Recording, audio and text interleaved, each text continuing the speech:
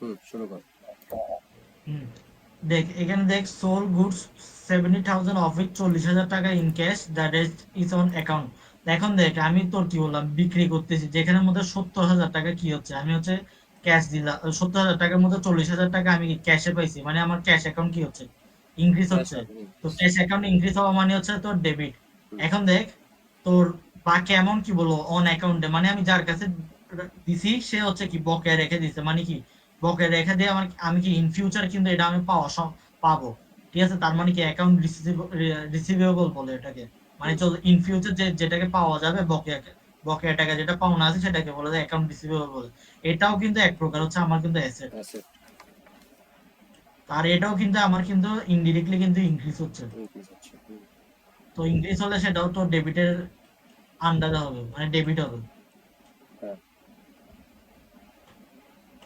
তারপর তো দেখ এই যে এটা আমি কিন্তু এক প্রকার সেলস করলাম না সেলস করলাম তো যখন সেলস যখন ইনক্রিজ করলাম তাহলে সেটা হচ্ছে ক্রেডিট। এই দেখ যখন তোর সেলস যখন কোনো কিছু করবো রেভিনিউ হবে তখন সেটা তোর এই যে যদি ইনক্রিজ হয় তাহলে সেটা ক্রেডিট। আর তারপর হচ্ছে যে তোর এই যে সোল গুডস ওর 10,000 টাকা অন ক্রেডিট তার মানে কি এটা হচ্ছে আমার অ্যাকাউন্ট রিসিভেবল। ঠিক আছে আবার এটা করার মাধ্যমে আমার সেলস রেভিনিউ হলো। তো দেখ এখন দেখ এটা যেটা তোর অ্যাকাউন্ট রিসিভেবল হচ্ছে এটা তোর ইনক্রিজ হচ্ছে না যেহেতু আমি 10,000 টাকা পরিমাণ জিনিস সেল করতেছি এটা আমার এক প্রকার ইনক্রিজ হচ্ছে তার মানে সেটা হচ্ছে তোর ডেবিট। আর এরপরে হচ্ছে তো যেহেতু এটা সেলস রেভিনিউ হলো তাহলে ইনক্রিজ হলো তোর ক্রেডিট। এখন হচ্ছে পেইড অফিস রেন্ট অফ 10,000 টাকা ফর দ্য মান্থ মানে কি এটা আমার রাফে এক্সপেন্স হলো না।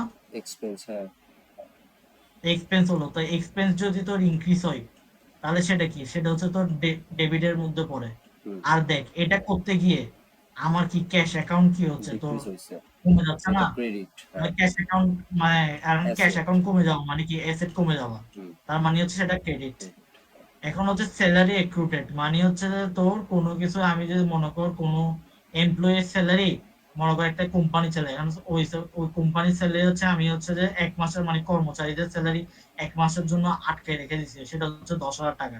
এখন সেটা যদি আটকে রেখে দিই সেটা হচ্ছে তোর আমাকে ইন ফিউচার সেটা হচ্ছে পে তোর করতে হবে দেয়া লাগবে ওটা এক অ্যাকাউন্ট পেয়েবল হিসেবে কাউন্ট হয়। মানে লায়াবিলিটি তোর হচ্ছে ইনভয়েস লাইবিলিটিস। আর লাইবিলিটি যদি ইনক্রিজ হয় তাহলে তাহলে সেটা হচ্ছে ক্রেডিট তোর ক্রেডিটের মধ্যে পড়ে। এখন দেখ এটা তো আমার ইন ফিউচার দেওয়া লাগবে তো এটা আমার এক প্রকার এক্সপেন্স হচ্ছে না। হ্যাঁ না তো এটা এক্সপেন্স এক্সপেন্স যদি ইনভয়েস ইনক্রিজ হয় তার মানে হচ্ছে এটা ডেবিট। হুম তারপর হচ্ছে যে তোর অ্যাডভান্স ওয়েজেস মানে হচ্ছে যে আমি হচ্ছে যে কাজ করার পূর্বেই মানে হচ্ছে ধর মানে আমি কোম্পানি চালাচ্ছি ওদেরকে হচ্ছে যে কাজ করার পূর্বেই মানে ওরা ধর জানুয়ারি মাসে ফেব্রুয়ারি মাসে কাজ করার কথা কিন্তু আমি ওদেরকে জানুয়ারি মাসে ওই টাকাটা দিয়ে দিয়েছি ওদেরকে অ্যাডভান্স করেছি। তো অ্যাডভান্স ওয়েজেস কে তোর এক প্রকারই ওটা এসেটের অন্তর্ভুক্ত বলে। তো তোর এসেটের অন্তর্ভুক্ত বলে। তো তোর এটা যদি ইনক্রিজ হয় তাহলে সেটা তোর ডেবিটের অন্তর্ভুক্ত হয়। আর এটা করতে গিয়ে তোর আমার ক্যাশও ক্রেডিট ডিক্রিজ ইনক্রিজ হচ্ছে না। হচ্ছে হুম তাহলে সেটা হচ্ছে তোর হবে ক্রেডিটটা ইয়াতে পড়বে। এখন দেখ তোর হচ্ছে কমিশন রিসিভ হচ্ছে 7,000 টাকা। ঠিক আছে হুম এখন এই কমিশন রিসিভ এটাও কিন্তু আমার এক প্রকার হচ্ছে তোর কিন্তু এটাকে সেলস রেভিনিউ বলে রেভিনিউর নাকি আন্ডারে রেভিনিউ হ্যাঁ এটাকে সেলস রেভিনিউর আন্ডারে পড়ে এটাকে কমিশনের ইনকাম। এটা আমি বলি তোর ধর হচ্ছে তুই একটা গার্মেন্টস দিলি। ঠিক আছে এখন ধর তুই হচ্ছে যে বিদেশি বায়ারদের কাছে মানে বিদেশি কোম্পানিদের কাছে তুই তোর তোর প্রোডাক্ট গুলো সেল করবি। এখন তুই হচ্ছে সরাসরি সেল করতে পারতছিস না। তো এখন তুই কি করলি আমাকে হচ্ছে মিডিয়ার মাধ্যমে নিলি আর কি। এখন তুই যে মিডিয়ার মাধ্যমে মিডিয়া হিসেবে আমাকে নিলি এখন আমি বললাম যে আমি সেলের ব্যবস্থা করে দিব ওটার বিনিময়ে হচ্ছে আমি কিছু পার্সেন্টেজ ইনকাম নিব ওই পার্সেন্টেজ ইনকামকে মানে কমিশনের ইনকাম বলে আর কি। আচ্ছা তো এটা তোর এক প্রকার আমার এক প্রকার ইনক্রিজ হচ্ছে না। হ্যাঁ এটাকে তোর ক্রেডিট বলে মানে সেলস রেভিনিউ সেম শিট মানে রেভিনিউ রেভিনিউর আন্ডারে পড়ে। আর তোর এটা করতে গিয়ে ক্যাশ অ্যাকাউন্ট কি হচ্ছে ইনক্রিজ হচ্ছে তার মানে হচ্ছে এটা ডেবিট। এখন হচ্ছে টেনটা তো কি বললো আমি হচ্ছে যে 10,000 টাকা has been receive from the customer for which service is not provided মানে কি আমি হচ্ছে যে 10,000 টাকা অগ্রিম টাকা নিয়ে নিছি কিন্তু বাট ওটার জন্য আমি এখনো সার্ভিস ওদেরকে প্রোভাইড করি নাই। তো এটা আমাকে এটা কি মানে হচ্ছে এটা করতে গিয়ে আমার ক্যাশ অ্যাকাউন্ট তো পাচ্ছি ঠিক আছে কিন্তু বাট এটা হচ্ছে আনআর্নড সার্ভিস রেভিনিউ ইনক্রিজ বলে, মানে তোর এটা এক প্রকার মানে হচ্ছে লাইবিলিটিস এর আন্ডারে পড়ে আর কি। হুম। না, মানে টাকা তো এটা দিছে বাট যখন আমি কাজটা করে দিচ্ছি না, মানে হ্যাঁ দিব কাজ করি পরে। নাই, হ্যাঁ এটা এক প্রকার লাইবিলিটিস এর আন্ডারে পড়ে, তখন ইনক্রিজ হলে হচ্ছে ক্রেডিট, আর তো ক্যাশ অ্যাকাউন্ট হচ্ছে ডেবিট। এখন হচ্ছে তোর ক্যাশ আউট 5000 টাকা has been drawn by the owner for personal use। এটা দেখ, এটা কিন্তু হচ্ছে উইথড্রয়াল আন্ডার, মানে ড্রয়িংস এর আন্ডারে পড়ে। মানে পার্সোনাল ইউজটা করতেছে এই জন্য। হ্যাঁ পার্সোনাল ইউজ, এটা আমি বিভিন্ন কাজে করতে পারি, এক্সপেন্সও করতে পারি বা যেটা কিছু সেটা করতে পারি, মানে পার্সোনাল ইউজ। এখানে পোলাপাইন কি মিস্টেকটা করে বসে সেটা হচ্ছে যখন তোর ড্রন ফর দ্য পার্সোনাল ইউজ, যখন এই কনফিউশন ওয়ার্ডটা দেখারি, ওরা হচ্ছে সরাসরি হচ্ছে এটাকে তোর ইয়ার আন্ডারে নিয়ে আসে, মানে এক্সপেন্সের আন্ডারে নিয়ে আসে। হুম। আর এক্সপেন্সের আন্ডারে নিয়ে আসে ডিক্রিজ দিয়ে 5000 দিয়ে ক্রেডিট দিয়ে দেয়, তারপর মানে সরি এক্সপেন্সের আন্ডারে নিয়ে আসে ইনক্রিজ দিয়ে তোর ডেবিট দিয়ে দেয়, আর ক্যাশ অ্যাকাউন্ট এভাবে করে দিয়ে দেয়, কিন্তু এটা তোর ভুল। অ্যামাউন্ট মিললেও তোর হচ্ছে তোর এটা কিন্তু মানে ড্রয়িংস অ্যাকাউন্ট হিসেবে এটা উল্লেখ করা লাগবে, এটা হচ্ছে মেন খটকা আর কি এখানে। হুম। মানে তোর যখন ড্রন বলবে তখন তোর ড্রয়িংস অ্যাকাউন্ট হিসেবে এভাবে করে উল্লেখ করা লাগবে, আর এটা যখন ইনক্রিজ হবে তার মানে ডেবিট।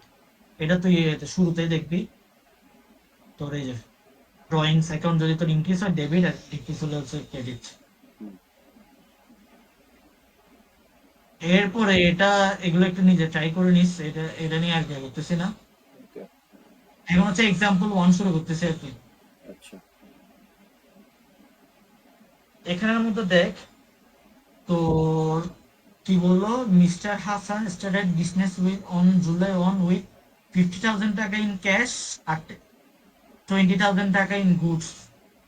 ঠিক আছে, তারপর below below are the transition for July. এখন দেখ, এটা কি বললো, 50,000 টাকা ইন ক্যাশ বললো, 20,000 টাকা বললো যে কি গুড। তাহলে হচ্ছে যে আমার হচ্ছে টোটাল টোটাল হচ্ছে আমার ক্যাশ আছে কিন্তু 50,000-ই, হুম। আর ক্যাপিটাল আছে তোর 70,000। 70।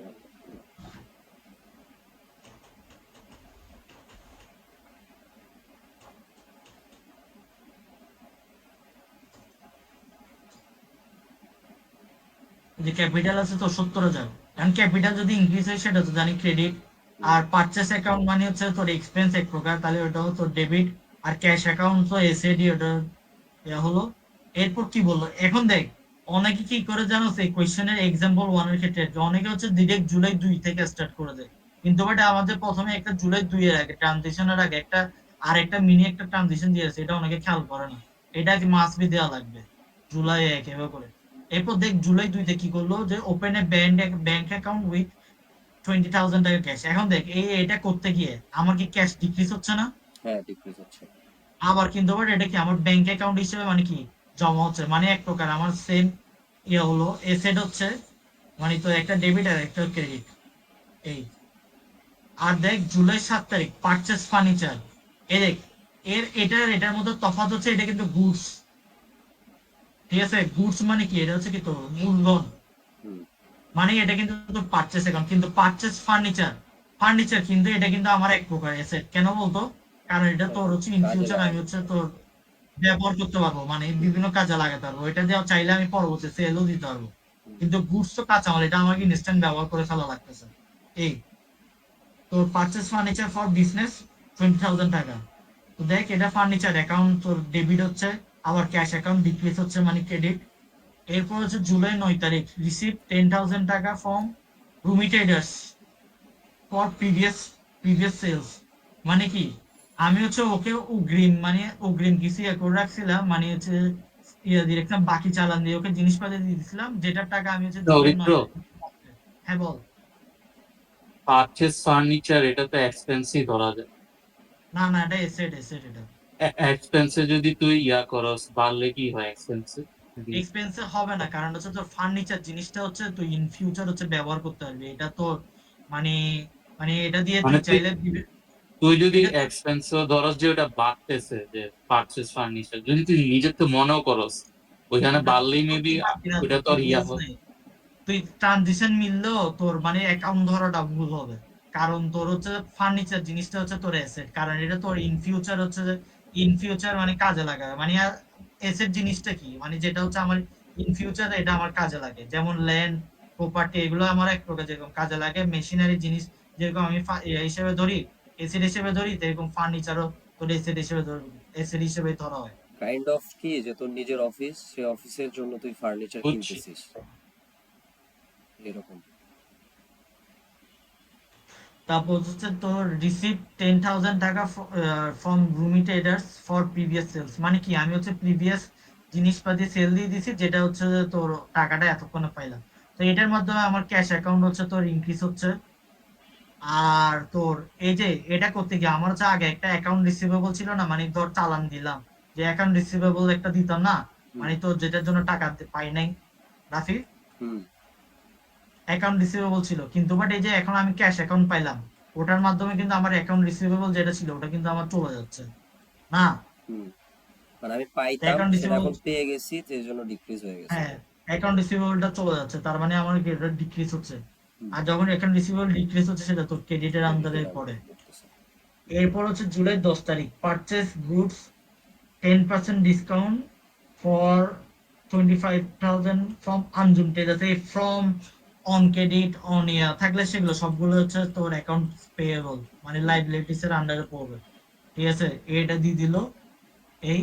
আর এটা পারচেস অ্যাকাউন্ট, অ্যাকাউন্টস পেয়েবল মানে এক্সপেন্স। আর হচ্ছে তোর কি বললো, 12 তারিখ, paid office office rents in advance. মানে কি অ্যাডভান্স পেমেন্ট হচ্ছে সেটা কিন্তু তোর এসেটের অন্তর্ভুক্তই পড়ে। হুম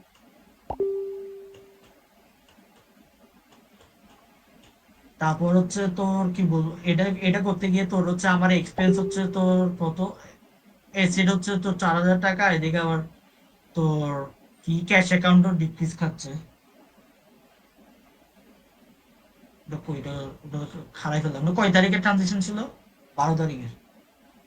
এই তো অ্যাডভান্স রেন্ট ইয়ে করলাম, তারপর তোর ক্যাশ অ্যাকাউন্টও ডিক্রিজ ইয়ে হলো। তারপর তোর কি বললো, সোল গুডস উইথ চেক। ঠিক আছে, মানে কি তোর হচ্ছে আমি 80,000 টাকার জিনিস হচ্ছে উইথ চেকের মাধ্যমে সেল দিলাম। তো এটা করার কারণে কি হচ্ছে, তোর ব্যাংক অ্যাকাউন্ট, এই দেখ এটা কিন্তু আমাকে চেকের মাধ্যমে যেহেতু দিছে, তার মানে কি এটা কি আমার ব্যাংক অ্যাকাউন্টে যোগ হচ্ছে। আর ব্যাংক অ্যাকাউন্ট কি জানি আমি, এটা এক প্রকার অ্যাসেট। অ্যাসেট না। হুম তার মানে কি এটা ডেবিট হচ্ছে, আর ডেবিট সেলস হচ্ছে। রেভিনিউ হচ্ছে আমার ক্রেডিট হচ্ছে, মানে ইনক্রিজ যেহেতু হচ্ছে, হুম ইনক্রিজ হওয়া মানে তো ক্রেডিট জানি। হ্যাঁ এই তারপর হচ্ছে তোর জুলাই 20 তারিখ, paid the remaining balance to the creditor in cheque. এ দেখ আমি যে তোর ইয়া করলাম, এই যে তোর পারচেস গুণ গুড করলাম জুলাই 10 তারিখে, ওই 10 তারিখের যে বিভিন্ন তোর 10% ডিসকাউন্টে 25,000 টাকা দিয়ে ইয়া করলাম, 8 জন ট্রেডার্স কে দিলাম। এখন দেখে এখানের মধ্যে কিছু জিনিস হচ্ছে আমার হচ্ছে যে ইয়া ছিল, বকেয়া ছিল, ওই বাকি বকেয়া টাকাগুলো তো জুলাই 20 তারিখ দিলাম। এখন দেখ এটার মাধ্যমে তোর আমার হচ্ছে যে তোর ইয়া হলো, অ্যাকাউন্টস পেয়েবল যেটা আছে ওটা তোর কিন্তু কমে গেছে ডিক্রিজ না, হয়ে গেল। হুম তো মানে আমি ডিক্রিজ পে হয়ে গেল, তার করে মানে দিছি, এই জন্য এখন হ্যাঁ, ডিক্রিজ হয়ে গেছে। হ্যাঁ। আর এটা ক্যাচের তোর হচ্ছে এটা কি বললাম, আমি তো সরাসরি ক্যাশের মাধ্যমে ব্যাংক অ্যাকাউন্টের মাধ্যমে দিচ্ছি, আর ব্যাংক অ্যাকাউন্ট তো তোর এসএডি, এটা তো অ্যাসেট। ডিক্রিজ হচ্ছে মানে ডিক্রিজ ক্রেডিটই। মানে ক্রেডিট। হ্যাঁ। আর এদিকে হচ্ছে তোর এরপর হচ্ছে কত কমিশন রিসিপ্ট, এটা তো একটু আগে বলছি, এটা আর উল্লেখ করতেছি না। তারপর হচ্ছে পেইড স্যালারি থ্রো চেক। তো এখন দেখ পেইড স্যালারি মানে হচ্ছে আমার হচ্ছে তোর ইয়া হলো, এটা হচ্ছে তো এই যে স্যালারি এক্সপেন্স হিসেবে কাউন্ট হলো 3,000 আর এটা তো আমি ব্যাংক অ্যাকাউন্টের মাধ্যমে দিছি, তার মানে হচ্ছে ক্রেডিট। হুম ঠিক আছে, তাহলে এটা এতটুকু অবধি শেষ তোর এক্সাম্পল 1। এরপর হচ্ছে এক্সাম্পল 2 তে যাই। এক্সাম্পল 2 এর মধ্যে তোর এত কিছু বুঝা লাগবে না, মানে বাকিগুলো নিজে দেখে বুঝবি। তোর এখানের মধ্যে একটা আন্ডার টার্মস একটা কন্ডিশন আছে, মানে হচ্ছে ধর তুই জানুয়ারির 1 তারিখে মনে কর তুই পারচেস করলি। এখন এখানে বলে দিল কি তোর হচ্ছে টু, ঠিক আছে, আর হচ্ছে 2/10, মানে হচ্ছে তোর যদি 10 দিনের মধ্যে তুই যদি দেস তাহলে হচ্ছে তুই হচ্ছে যে ইয়ে পাবি, মানে 2% ডিসকাউন্ট পাবি। হ্যাঁ। আচ্ছা। আর নেট 30 কথাটা মানে হচ্ছে যে তোর যে জানুয়ারি 1 তারিখ যেটা পারচেস করছিস ওটা মাস্ট বি তোকে হচ্ছে 30 দিনের ভিতর দেওয়াই লাগবে। তুই যদি 30 দিনের মধ্যে যদি দিতে ব্যর্থ হস তাহলে হচ্ছে বিভিন্ন ধরনের চুক্তি থাকে, মানে এগুলো বিভিন্ন ধরনের কোম্পানির চুক্তি থাকে, মানে ধর তোর নামে মামলা দিতে পারবে বা বিভিন্ন ধরনের ক্ষয়ক্ষতিও করতে পারবে। এগুলো তো আর আমাদের জানার দরকার নেই, মানে আমাদের আচ্ছা। জাস্ট আন্ডার টার্মস 2/10 এটা জানলেই হচ্ছে আর কি। হুম এই আর এখানের মধ্যে আর তেমন কিছু নেই, বাকিগুলো তোর মানে নিজে দেখলে পারবি। কনফিউজিং কোনো কিছু লাগতেছে এখানে মানে বল? 10 দিনের মধ্যে দিলে 2% ডিসকাউন্ট, তারপরে যে 15 হ্যাঁ দিনের মধ্যে দিলে 3% ডিসকাউন্ট, আর হাইয়েস্ট হচ্ছে 30 হ্যাঁ দিনের হ্যাঁ মধ্যে টাকাটা পে করতেই হবে, এরকম কিছু। হ্যাঁ হ্যাঁ, ওকে, ঠিক আছে। এই যে এখানের মধ্যে দিয়ে দিছে এগুলো, এখানের মধ্যে কনফিউজিং কিছু লাগতেছে? না, আর আশা কোনো করি এক্সাম্পল। কনফিউশন নেই, দেখলেই পারা যাবে। হ্যাঁ, এই দেখি, তাও তাও তোর জানুয়ারি 1 তারিখ, তো এটা তো দেখ জানুয়ারি 9 তারিখে দিল, তাহলে দেখ 2% ডিসকাউন্ট দিয়ে দিছে। এই যে 9,000 2% ডিসকাউন্ট দেখছস, 200 টাকা ডিসকাউন্ট, 10,000 টাকা 2% ডিসকাউন্ট মানে 200। এই আস্তে কথা বল, আস্তে কথা বল, তারপর ক্লাসে। হচ্ছে যে আর কিছু নাই, তাহলে হচ্ছে এবার হচ্ছে যে আমি তাহলে হচ্ছে জার্নালটা তাহলে জানি শেষ আর জানি, কি। আস্তে কথা তাহলে বল। এবার লেজারে যাচ্ছি।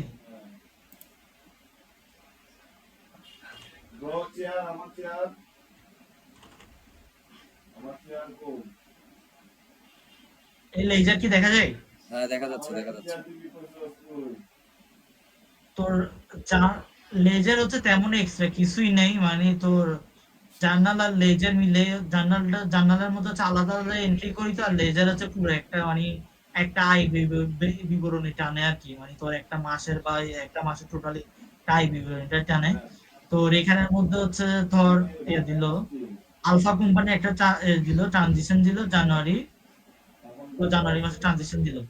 তোর ও কি করলো, owner started with a business, cash হচ্ছে 50,000 টাকা, মানে ওর ক্যাশ অ্যাকাউন্ট হচ্ছে তোর কত, ডেবিট হচ্ছে 50,000, আর ক্যাপিটাল অ্যাকাউন্ট হচ্ছে যে কি হচ্ছে, মানে এটা তো ক্যাপিটাল অ্যাকাউন্টই, তোর ক্যাশ নিয়ে বিজনেস অ্যাকাউন্ট, বিজনেস আমি যেটার মাধ্যমে করি সেটাকে ক্যাপিটাল অ্যাকাউন্ট বলে, তাহলে হচ্ছে সেটা হচ্ছে 50,000 ক্যাপিটাল অ্যাকাউন্ট।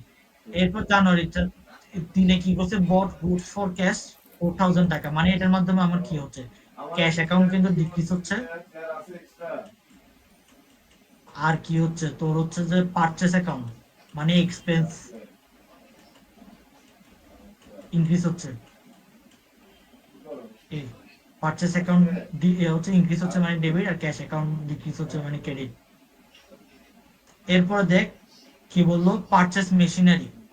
পারচেস মেশিনারি মানে কি, আমার এটা কিন্তু এসেট।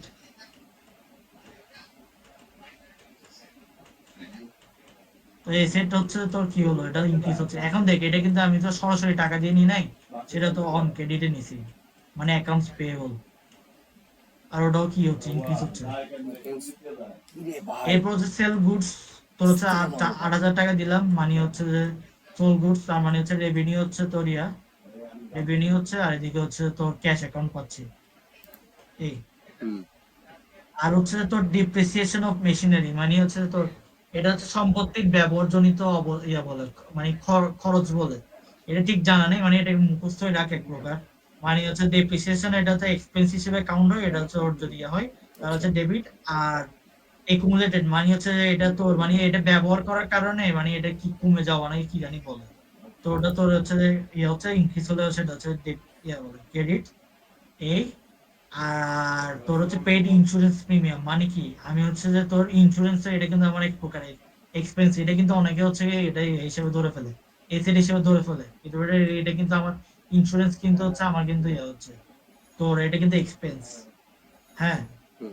তোর এটার এরপর হচ্ছে যে এটা তোর ক্রেডিট অ্যামাউন্ট হচ্ছে, মানে যেহেতু এটা তো এক্সপেন্স হচ্ছে, তো ক্রেডিট এই সরি না, ইন্স্যুরেন্স এক্সপেন্স, আর মানে হচ্ছে উল্টায় কি যাবে এটা না কিন্তু ডেবিট। জিনিসটা? ডেবিটটা ক্রেডিট, ক্রেডিটটা ডেবিট, এরকম কিছু? না, ইন্স্যুরেন্সটা কি হচ্ছে তোর এক্সপেন্স হচ্ছে না, হ্যাঁ। তাহলে কি ইন্স্যুরেন্স যদি এক্সপেন্স হয়, এক্সপেন্স কি হচ্ছে, এটা ইনক্রিজ হচ্ছে না, হুম হুম। তাহলে ইনক্রিজ হওয়া মানে কি, সেটা তোর ইয়ে না, ডেবিট, ডেবিটের বুঝতে অন্তর্ভুক্ত না। পারছি। এখন ধর ওই যে জার্নালে যে এন্ট্রিটা করব, তখন হচ্ছে জিনিসটা উল্টা যায় না? ক্রেডিটটা ডেবিটে না যায়, না, ডেবিটটা সেম, ক্রেডিটে, কিছু? ডেবিটটা ডেবিটের জায়গায় থাকবে, ক্রেডিটটা ক্রেডিটের হ্যাঁ, জায়গায় আচ্ছা, থাকবে। ঠিক আছে। তোর এখন দেখ এটার মধ্যে সুবিধা হচ্ছে তোর, আমার হচ্ছে ডেবিটের অ্যামাউন্ট টোটাল যোগফল আর ক্রেডিটের অ্যামাউন্টের টোটাল যোগফল ভ্যালুটা সেম আসে। হুম। এই এখন তোর এখন তোর হচ্ছে যে এটার আন্ডারে, মানে ধর আমাকে কোশ্চেনের মধ্যে বলে দিবে, ধর আমাদের মিডেই আসছিল, মানে হচ্ছে যে আমাকে বলে দিল যে ক্যাশ অ্যাকাউন্টের আন্ডারে আমাকে হচ্ছে যে লেজারটা তৈরি করতে, হুম হুম। মানে হচ্ছে ক্যাশ অ্যাকাউন্টের আন্ডারে লেজারটা তৈরি করতে। এখন দেখ আমি ক্যাশ অ্যাকাউন্টটা জানুয়ারি ক্যাশ অ্যাকাউন্ট আমার প্রথম কোথায় কোথায় হয়েছে, জানুয়ারির 1 তারিখ হলো, তারপর জানুয়ারির 3 তারিখ হলো, তারপর তোর কখন হলো আবার জানুয়ারির 13 তারিখ হলো, আবার তোর কখন হলো জানুয়ারির 20 তারিখ হলো, তারপর তোর হচ্ছে আবার এটা জানুয়ারির 3 তারিখ তো না হবে, এটা তো জানুয়ারির 30 তারিখ হলো। এই আর এইভাবে করে আমাকে সবগুলো হচ্ছে এভাবে উল্লেখ করা লাগবে। এখন দেখ জানুয়ারির 1 তারিখ দেখ, এই ক্যাশ অ্যাকাউন্ট যেটা হয়েছে এটা কি হচ্ছে আমার জানুয়ারির 1 তারিখ ক্রেডিট না? ক্যাশ হচ্ছে তোর ডেবিট, ক্রেডিট তো হয়েছিল, ক্যাপিটাল হচ্ছে ক্রেডিট। সরি ক্যাশ অ্যাকাউন্ট কি হয়েছিল, ডেবিট হয়েছিল ডেবিট, না? হ্যাঁ হ্যাঁ এটা কিভাবে ডেবিট হয়েছে, ক্যাপিটাল অ্যাকাউন্টের মাধ্যমে ডেবিট হয়েছে না? মানে হ্যাঁ তো আমি তো জানি যে তোর কি জানি জার্নাল তো একে অপরের পরিপূরক। তা আমার ক্যাশ অ্যাকাউন্টটা কিভাবে ডেবিট হলো, ক্যাপিটাল অ্যাকাউন্টের মাধ্যমে হ্যাঁ। না? তো এটা এই যে এখানে এভাবে করে উল্লেখ করা লাগবে, এই ক্যাপিটাল অ্যাকাউন্টের মাধ্যমে আমার ডেবিটটা হয়েছে। তারপর তো জানুয়ারি 3 তারিখে যা, জানুয়ারি 3 তারিখে কি হলো, ক্যাশ অ্যাকাউন্ট কি হলো, ক্রেডিট হলো, কিসের মাধ্যমে হয়েছে, পারচেস অ্যাকাউন্টের মাধ্যমে আমার ক্রেডিটটা হয়েছে না? এই যে পারচেস অ্যাকাউন্টের মাধ্যমে। তো এইভাবে করে হচ্ছে তোর হচ্ছে বাকি সবগুলো হচ্ছে এভাবে করে উল্লেখ করা লাগবে। এভাবে করে দেখ, এখন দেখ এটার ক্ষেত্রে কি করলাম আমি হচ্ছে 50,000 টাকা ডেবিট অ্যামাউন্ট হলো, তো তোর 50,000 লিখলাম। এখন দেখ আবার যখন জানুয়ারি 3 তারিখ যাচ্ছে তখন আমার কি হলো, আবার ক্রেডিট হচ্ছে না? তো এখন আমি দেখ, তো আমি এখন দেখ আমি যখন দুইটার মধ্যে তুলনা করতেছি তখন কি আমার ডেবিট অ্যামাউন্ট বেশি না? হ্যাঁ হ্যাঁ, তাহলে কি আমি ডেবিট সরাসরি 46,000 লিখবো। এখন দেখ আবার সেলস রেভিনিউ যখন 13 তারিখ হচ্ছে, হ্যাঁ তখন আবার কি ডেবিট হচ্ছে, তাহলে 46,000 থেকে 8,000 যোগ করে 54,000। আবার যখন রেন্ট এক্সপেন্স হচ্ছে, হ্যাঁ, তো এই যে 54,000 আছে এখান থেকে আমি ক্রেডিট অ্যামাউন্টটা বাদ দিয়ে তো আবার 52,000 হচ্ছে ডেবিট আছে। আবার ইন্স্যুরেন্স প্রিমিয়ামের সময় কি হলো 700 এমন ক্রেডিট হলো, তাহলে হচ্ছে 51,300 টাকা হচ্ছে আমি কি হিসেবে দিলাম, ডেবিট হিসেবে দেখালাম। হুম, এভাবে করে দেখালাম। এখন তোর হচ্ছে এটা হচ্ছে ক্যাশ অ্যাকাউন্টের জন্য, একইভাবে সেম ক্যাপিটাল অ্যাকাউন্টের জন্য ম্যাডাম দিতে পারে বা পারচেস অ্যাকাউন্টের জন্য দিতে পারে, তারপর মেশিনারি অ্যাকাউন্টের জন্য, তারপর অ্যাকাউন্ট পেয়েবল অ্যাকাউন্টের জন্য এভাবে আলাদাভাবে দিতে হয়, সেলস রেভিনিউ হুম। এভাবে করে দিতে পারে, এভাবে করে এগুলো মানে দেখলে ইজি আছে। এটা দেখ, এটা দেখাচ্ছি না, এটা আশা করি দেখলে পারবি। এই আর তারপর হচ্ছে এখন হচ্ছে যে তাহলে জার্নাল আর লেজার শেষ, তাহলে এরপর হচ্ছে যে আমি হচ্ছে তো এটা শুরু করে দিই, ওই ট্রায়াল ব্যালেন্সটা শুরু করি। ওকে।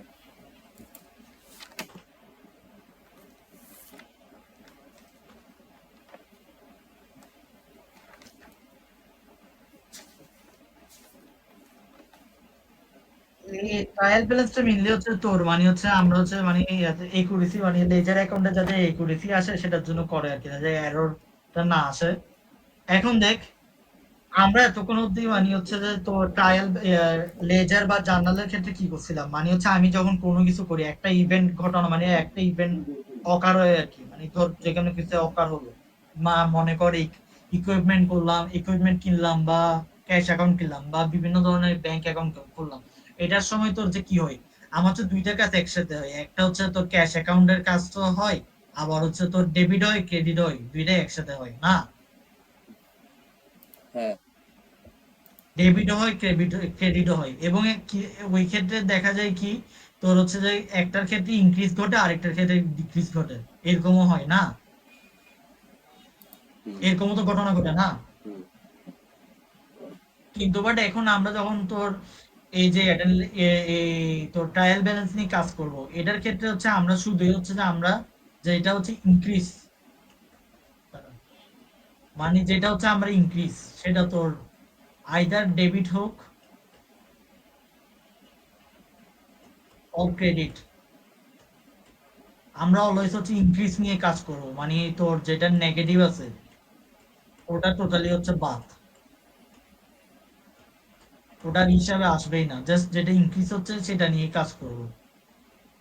তো তোর দেখ এটার ক্ষেত্রে কি করলো, আর এটার ক্ষেত্রে একটা সিস্টেম আছে তোর হচ্ছে এখানে দেখ যদি আমাকে এভাবে করে সিরিয়ালি দেখ 157, 306, 201, 726, 112, 400, 301, 212 এভাবে করে উল্লেখ করে দে, তখন হচ্ছে আমাকে যেটা সিরিয়ালি আগে আছে 101, দেখ এখানে 101টা আগে না, হুম 101টা আগে উল্লেখ করা লাগবে। তো তো দেখ এটার মাধ্যমে কি করলো ক্যাশ, মানে কি ক্যাশ হচ্ছে আমার ইনক্রিজ, ক্যাশ কি আমার কি অ্যাসেট না? হ্যাঁ তাহলে এটা ইনক্রিজ হচ্ছে, তার মানে কি এটা ডেবিট। তারপর তোর কি এরপর হচ্ছে 101 এর পরে কি 112 অ্যাকাউন্ট রিসিভেবল, এটা কি, এটাও কি আমার কি ডেবিট হচ্ছে না? ডেবিট। হুম। ডেবিট, ঠিক আছে। এরপর কি বললো তোর প্রিপেড। এরপর হচ্ছে এভাবে করে দেখবি, মানে হচ্ছে এভাবে করে আমার হচ্ছে, যেমন কি আমি যে দেখ ওনার্স না একটা ইয়া নিই, তোর হচ্ছে যে সার্ভিস রেভিনিউ, এটা কি আমার কি ইনক্রিজ হচ্ছে না? হুম। তার মানে কি এটা কি আমার ক্রেডিট? এই যে তোর সার্ভিস রেভিনিউটা কোথায় এনার ক্ষেত্রে, এই সার্ভিস রেভিনিউ, এটা কিন্তু দেখ এটা কিন্তু তোর ক্রেডিট হচ্ছে, এই যে হ্যাঁ। ক্রেডিট। আমি অন্যান্য সময় কি দেখছিলাম, এই যে সার্ভিস রেভিনিউ হলো আমরা আবার কি করছিলাম, মানে এখানেও আনছিলাম এখানেও আনছিলাম, কিন্তু এক্ষেত্রে হচ্ছে শুধু যেটা পজিটিভ দিকে আছে, মানে যেটা তোর পজিটিভ সেটাই হচ্ছে আমার মানে কাউন্ট করবো এই।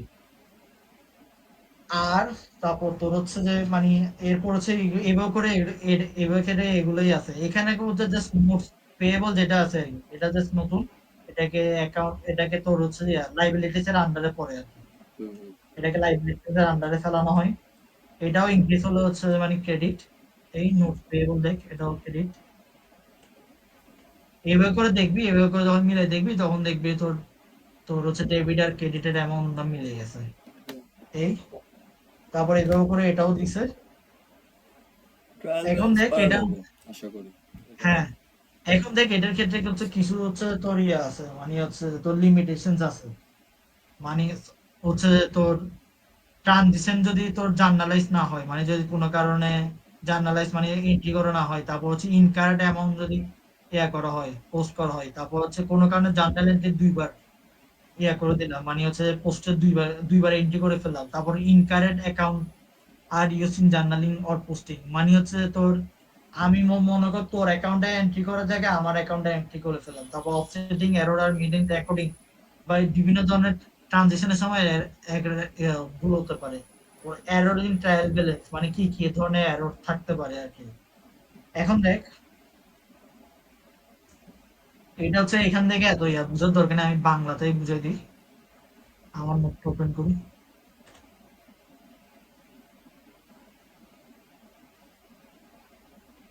এই দেখ তোর হচ্ছে যে এরর্স অফ ওমিশন, ঠিক আছে। এই জিনিসটা কখন ঘটে, তো যদি তুই ট্রানজিশনে যদি তুই যে এন্ট্রি না করস, তুই যদি মনে কর কোনো কারণে এন্ট্রি করতে ভুলে গেলি, তখন হচ্ছে তোর মানে এরর্স অফ ট্রানজিশন হয় আর কি, মানে এরর্স ওমিশন হয়। মানে তোর কোনো কারণে যদি এন্ট্রি না হয় ট্রানজিশন, ধর কোনো কিছু ট্রানজিশন করলি, ওটা যদি এন্ট্রি না হয় তাহলে হচ্ছে দেখে তোর এরর্স অফ ওমিশন বলে। আর এরর্স অফ কমিশন কমিশন কখন বলে, তোর যদি আমার যদি হচ্ছে যে যদি এটা ভুল নামে এন্ট্রি হয়, মনে কর তোর তোর নামে এন্ট্রি করার কথা কিন্তু বাট ওটা আমার নামে এন্ট্রি করে বলছি এটা। তারপর হচ্ছে কি বলো এরর্স অফ প্রিন্সিপল, মানে ভুল অ্যাকাউন্টে এন্ট্রি, মানে কি আমি করলাম তোর মেশিন কিনলাম সেটা এসেট হিসেবে এন্ট্রি করার কথা, কিন্তু বাট আমি তোর সেটা ইয়ে হিসেবে দিলাম না, মানে তোর কি হিসেবে দাঁড়া এটা দেখে তো দেখে কোনো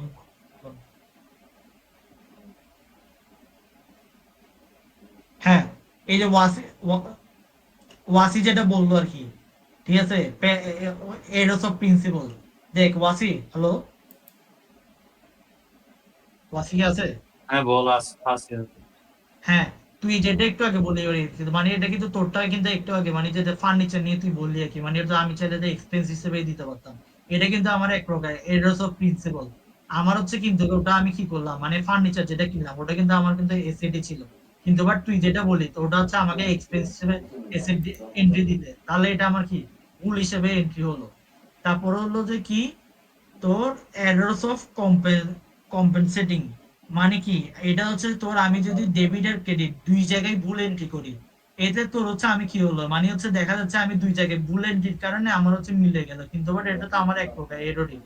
তারপর হচ্ছে এরর্স অফ অরিজিনাল, মানে হচ্ছে যে তোর অরিজিনাল এন্ট্রি, মানে হচ্ছে যে ও দাঁড়া বারবারই হচ্ছে অরিজিনাল মানে হচ্ছে ভুল অ্যামাউন্ট এন্ট্রি। হ্যাঁ মানে এটা দেখ তোর হচ্ছে যে এ পারচেজ 3,000 টাকা ইজ রেকর্ডেড এস, মানে কি মানে হচ্ছে আমি 3,000 টাকার একটা জিনিস কিনলাম কিন্তু সেটা আমার 30,000 টাকা দিয়ে এন্ট্রি এন্ট্রি হয়ে গেছে, এটা হচ্ছে মানে হচ্ছে তোর এরর্স অফ অরিজিনাল। এটাকে একটু এদিকে নিয়েছি।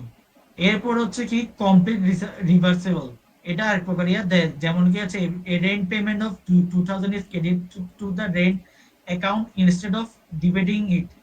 ঠিক আছে, মানে কি রেন্ট পেমেন্ট হচ্ছে আমি কি করলাম, মানে হচ্ছে আমি 2000 টাকা কি করলাম, মানে হচ্ছে যে খরচ করলাম না দিয়ে দেওয়ার মাধ্যমে, কি এটা কি আমার কি ডেবিট হওয়ার কথা না?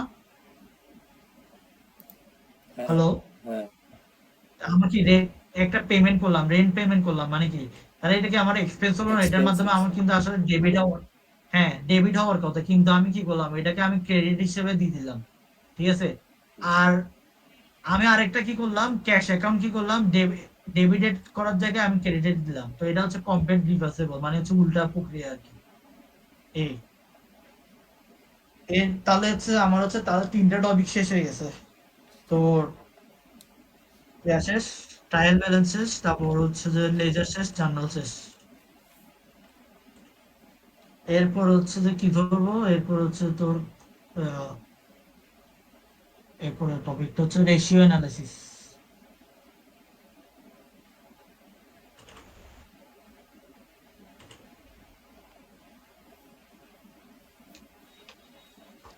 রেশিও অ্যানালিসিস এর মধ্যে বুঝছস রিয়াদ, হুম। ওই আমি যে যেটা দিলাম না নোট ওটা মিললে হচ্ছে বাঁধনের আর কি। ওই ওগুলো সূত্রগুলো হচ্ছে মানে মুখস্থ, এটা আসলে তেমন বুঝার কিছু নেই। হ্যাঁ, সূত্রগুলো একটু মুখস্থ করে করতে হবে। ওগুলো সূত্রগুলো আসলে মুখস্থ, মানে বুঝার কিছুই নেই। তা একটু করে বলার আছে, মানে ইন শর্টলি করে বলে দিচ্ছি। এখানের মধ্যে দেখ, তোর বললো কি যে ফার্স্ট স্যাম্পল কোশ্চেনে যে হচ্ছে যে মানে calculate the current and quick ratio, current ratio আর কুইক রেশিও বের করতে বললো। হ্যাঁ, তো এখন দেখ কারেন্ট রেশিওর সূত্রটা হচ্ছে তোর কি, তোর হচ্ছে যে কারেন্ট অ্যাসেটের সূত্র, কারেন্ট রেশিওর সূত্র হচ্ছে কি, কারেন্ট অ্যাসেটকে যদি আমি কারেন্ট লাইবিলিটিস দিয়ে ভাগ দিই তাহলে সেটাকে হচ্ছে কারেন্ট রেশিও বলে। হ্যাঁ, তো এখন দেখ তোর যে ম্যাথটা দিছিল আর কি প্রথম ম্যাথে, তো এটা দেখ কারেন্ট অ্যাসেটকে কারেন্ট রেশিও দিয়ে ভাগ দিছে। তো এখন দেখ এই কোশ্চেনের মধ্যে তোর হচ্ছে কারেন্ট রেশিওর, এই যে কারেন্ট অ্যাসেটের মধ্যে আমার কি আছে, প্রপার প্ল্যান্ট আছে, ইকুইপমেন্ট, শর্ট টাইম ইনভেস্টমেন্ট, এগুলো, তারপর হচ্ছে ইনভেন্টরি, ক্যাশ, সবগুলো হচ্ছে আমার কারেন্ট অ্যাসেটের মধ্যে আছে। ঠিক আছে, তো এটা সবগুলো আমি হচ্ছে যোগ করব। এরপর হচ্ছে কারেন্ট লাইবিলিটিস, কারেন্ট লাইবিলিটিস এর মধ্যে আমার কি কি আছে দেখ, তো হচ্ছে অ্যাকাউন্টস পেয়েবল, তারপর হচ্ছে তোর এরপর কি আছে, তোর হচ্ছে যে কারেন্ট লাইবিলিটিস এর মধ্যে 75,000 60,000 টাকা। তোর এই যে তোর হচ্ছে যে কারেন্ট অ্যাকাউন্টস পেয়েবল আছে আর আদার কারেন্ট লাইবিলিটিস, এই দুইটাই আছে।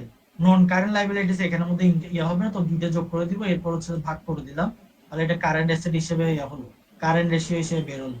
এখন দেখ এটা আসছে 3.52 আসছে না? হুম। হ্যাঁ, এখন দেখবি তুই স্লাইড উল্টালে আমার হচ্ছে যে তোর এটার ক্ষেত্রে সিস্টেম হচ্ছে যে তোর হচ্ছে কারেন্ট রেশিও যদি তোর 2:1 হয় তাহলে ভালো। তো সে জায়গায় দেখা যাচ্ছে আমার হচ্ছে 3.52, মানে এটা থেকে আরো ভালো স্টেজে আছে আর কি। এখন দেখ আরেকটা হচ্ছে এরপরে কি জানতে চাইলো এটার মধ্যে, কোয়েশ্চেনের মধ্যে হচ্ছে কুইক রেশিও। তো কুইক রেশিও হচ্ছে যে এক প্রকার মানে কারেন্ট রেশিওর মানে কারেন্ট রেশিওর একটা অংশ, কিন্তু বাট ওখানের মধ্যে হচ্ছে কুইক রেশিওর মধ্যে তোর হচ্ছে মানে হচ্ছে আমি মানে শর্ট টাইমের বিভিন্ন, মানে শর্ট টাইমের মধ্যে আমার যেসব ইয়ে আছে আর কি, এই এসেট আছে সেগুলো হচ্ছে তোর কাউন্ট হয় আর কি, মানে হচ্ছে কারেন্ট রেশিওর মতো সবগুলো কাউন্ট হয় না, এখানের মধ্যে তোর ধর ক্যাশটাও কাউন্ট হবে, শর্ট টাইম ইনভেস্টমেন্ট কাউন্ট হবে, এরপরে তোর প্রপার্টি, তারপর হচ্ছে অ্যাকাউন্ট রিসিভেবল, ব্যাংক অ্যাকাউন্ট, এগুলো সব কাউন্ট হবে। তো এখন দেখ এটার ক্ষেত্রে তোর যখন আমরা ম্যাথটা করতেছি, এ দেখ এখানের মধ্যে কারেন্ট রেশিওর মধ্যে আমার তোর হচ্ছে কুইক রেশিওর মধ্যে কি করলো ও, তোর হচ্ছে 47, মানে সবকিছুই নিচে কারেন্ট অ্যাসেটের, এর মধ্যে হচ্ছে তোর 75,000 টাকা বাদ দিচ্ছে। 75,000 টাকা দেখ এখানে 75,000 টাকা কি হচ্ছে কি ইনভেন্টরি। এই ইনভেন্টরিটা কেন বাদ গেছে বল, কারণ হচ্ছে তোর ইনভেন্টরি জিনিস যেটা আছে আর কি, এটা হচ্ছে আমরা হচ্ছে এটা কিন্তু মানে ইন ফিউচার কাজে লাগবে, এটা কিন্তু ইন ফিউচারে আমার কাজে লাগবে, এটা কিন্তু আমার কিন্তু কুইক মানে হচ্ছে ইনস্ট্যান্ট কোনো কাজ আসতেছে না না। হ্যাঁ এটা আমার কিন্তু ইনফিউজের কা লাগবে, এই জন্য হচ্ছে এটা বাদ দিছে।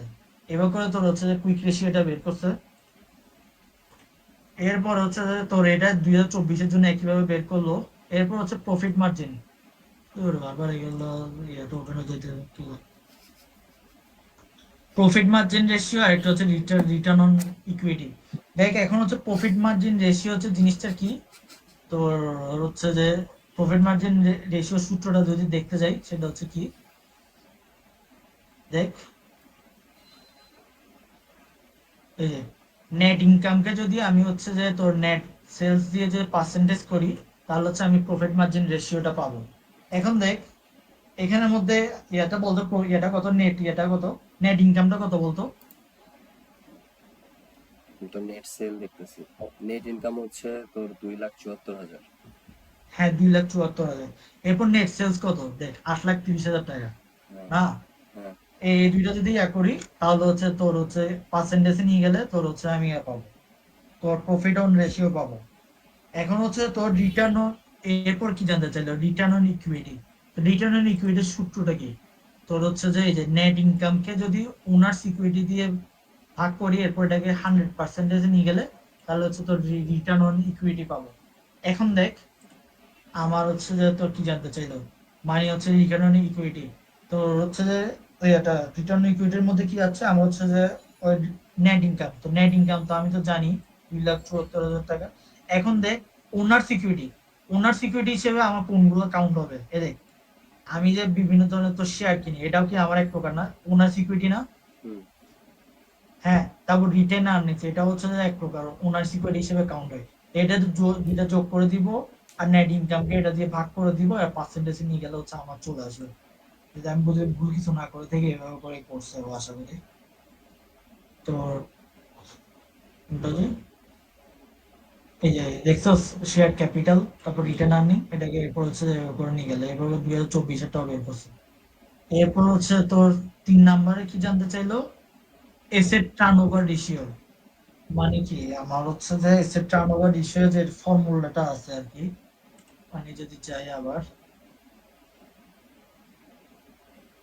এই যে asset turnover ratio, net credit purchase, আবার দেখ এটাকে নেট ক্রেডিট চার্জেস কে অ্যাকাউন্ট পেয়েবল দিয়ে ভাগ দিলে তোর সেটাকে হচ্ছে যে তোর হচ্ছে যে ওই অ্যাকাউন্টস সো হচ্ছে accounts turnover ratio, account payable turnover ratio দিয়ে ট্রান্সফার উল্লেখ করা হয়।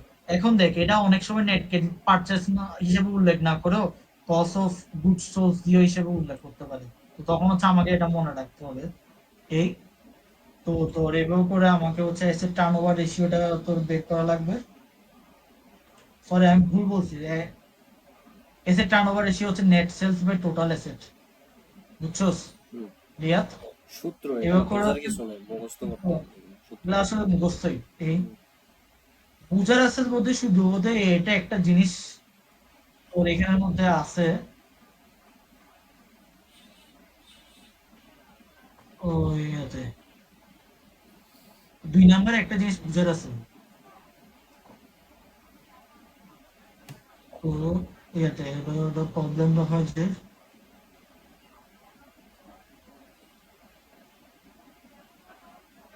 এই যে এখানের মধ্যে তুই দেখবি মানে হচ্ছে যে এই তোর হচ্ছে যে ইকুইটি আছে না, এখানে দেখবি তোর হচ্ছে এটা পার শেয়ার 10 না, তা হুম, 875, এটা হচ্ছে ভাগ দিয়ে কি একটা জানি করে, এটা আমার মানে এখন মাথার মধ্যে কাজ করতেছে না এই জিনিসটা।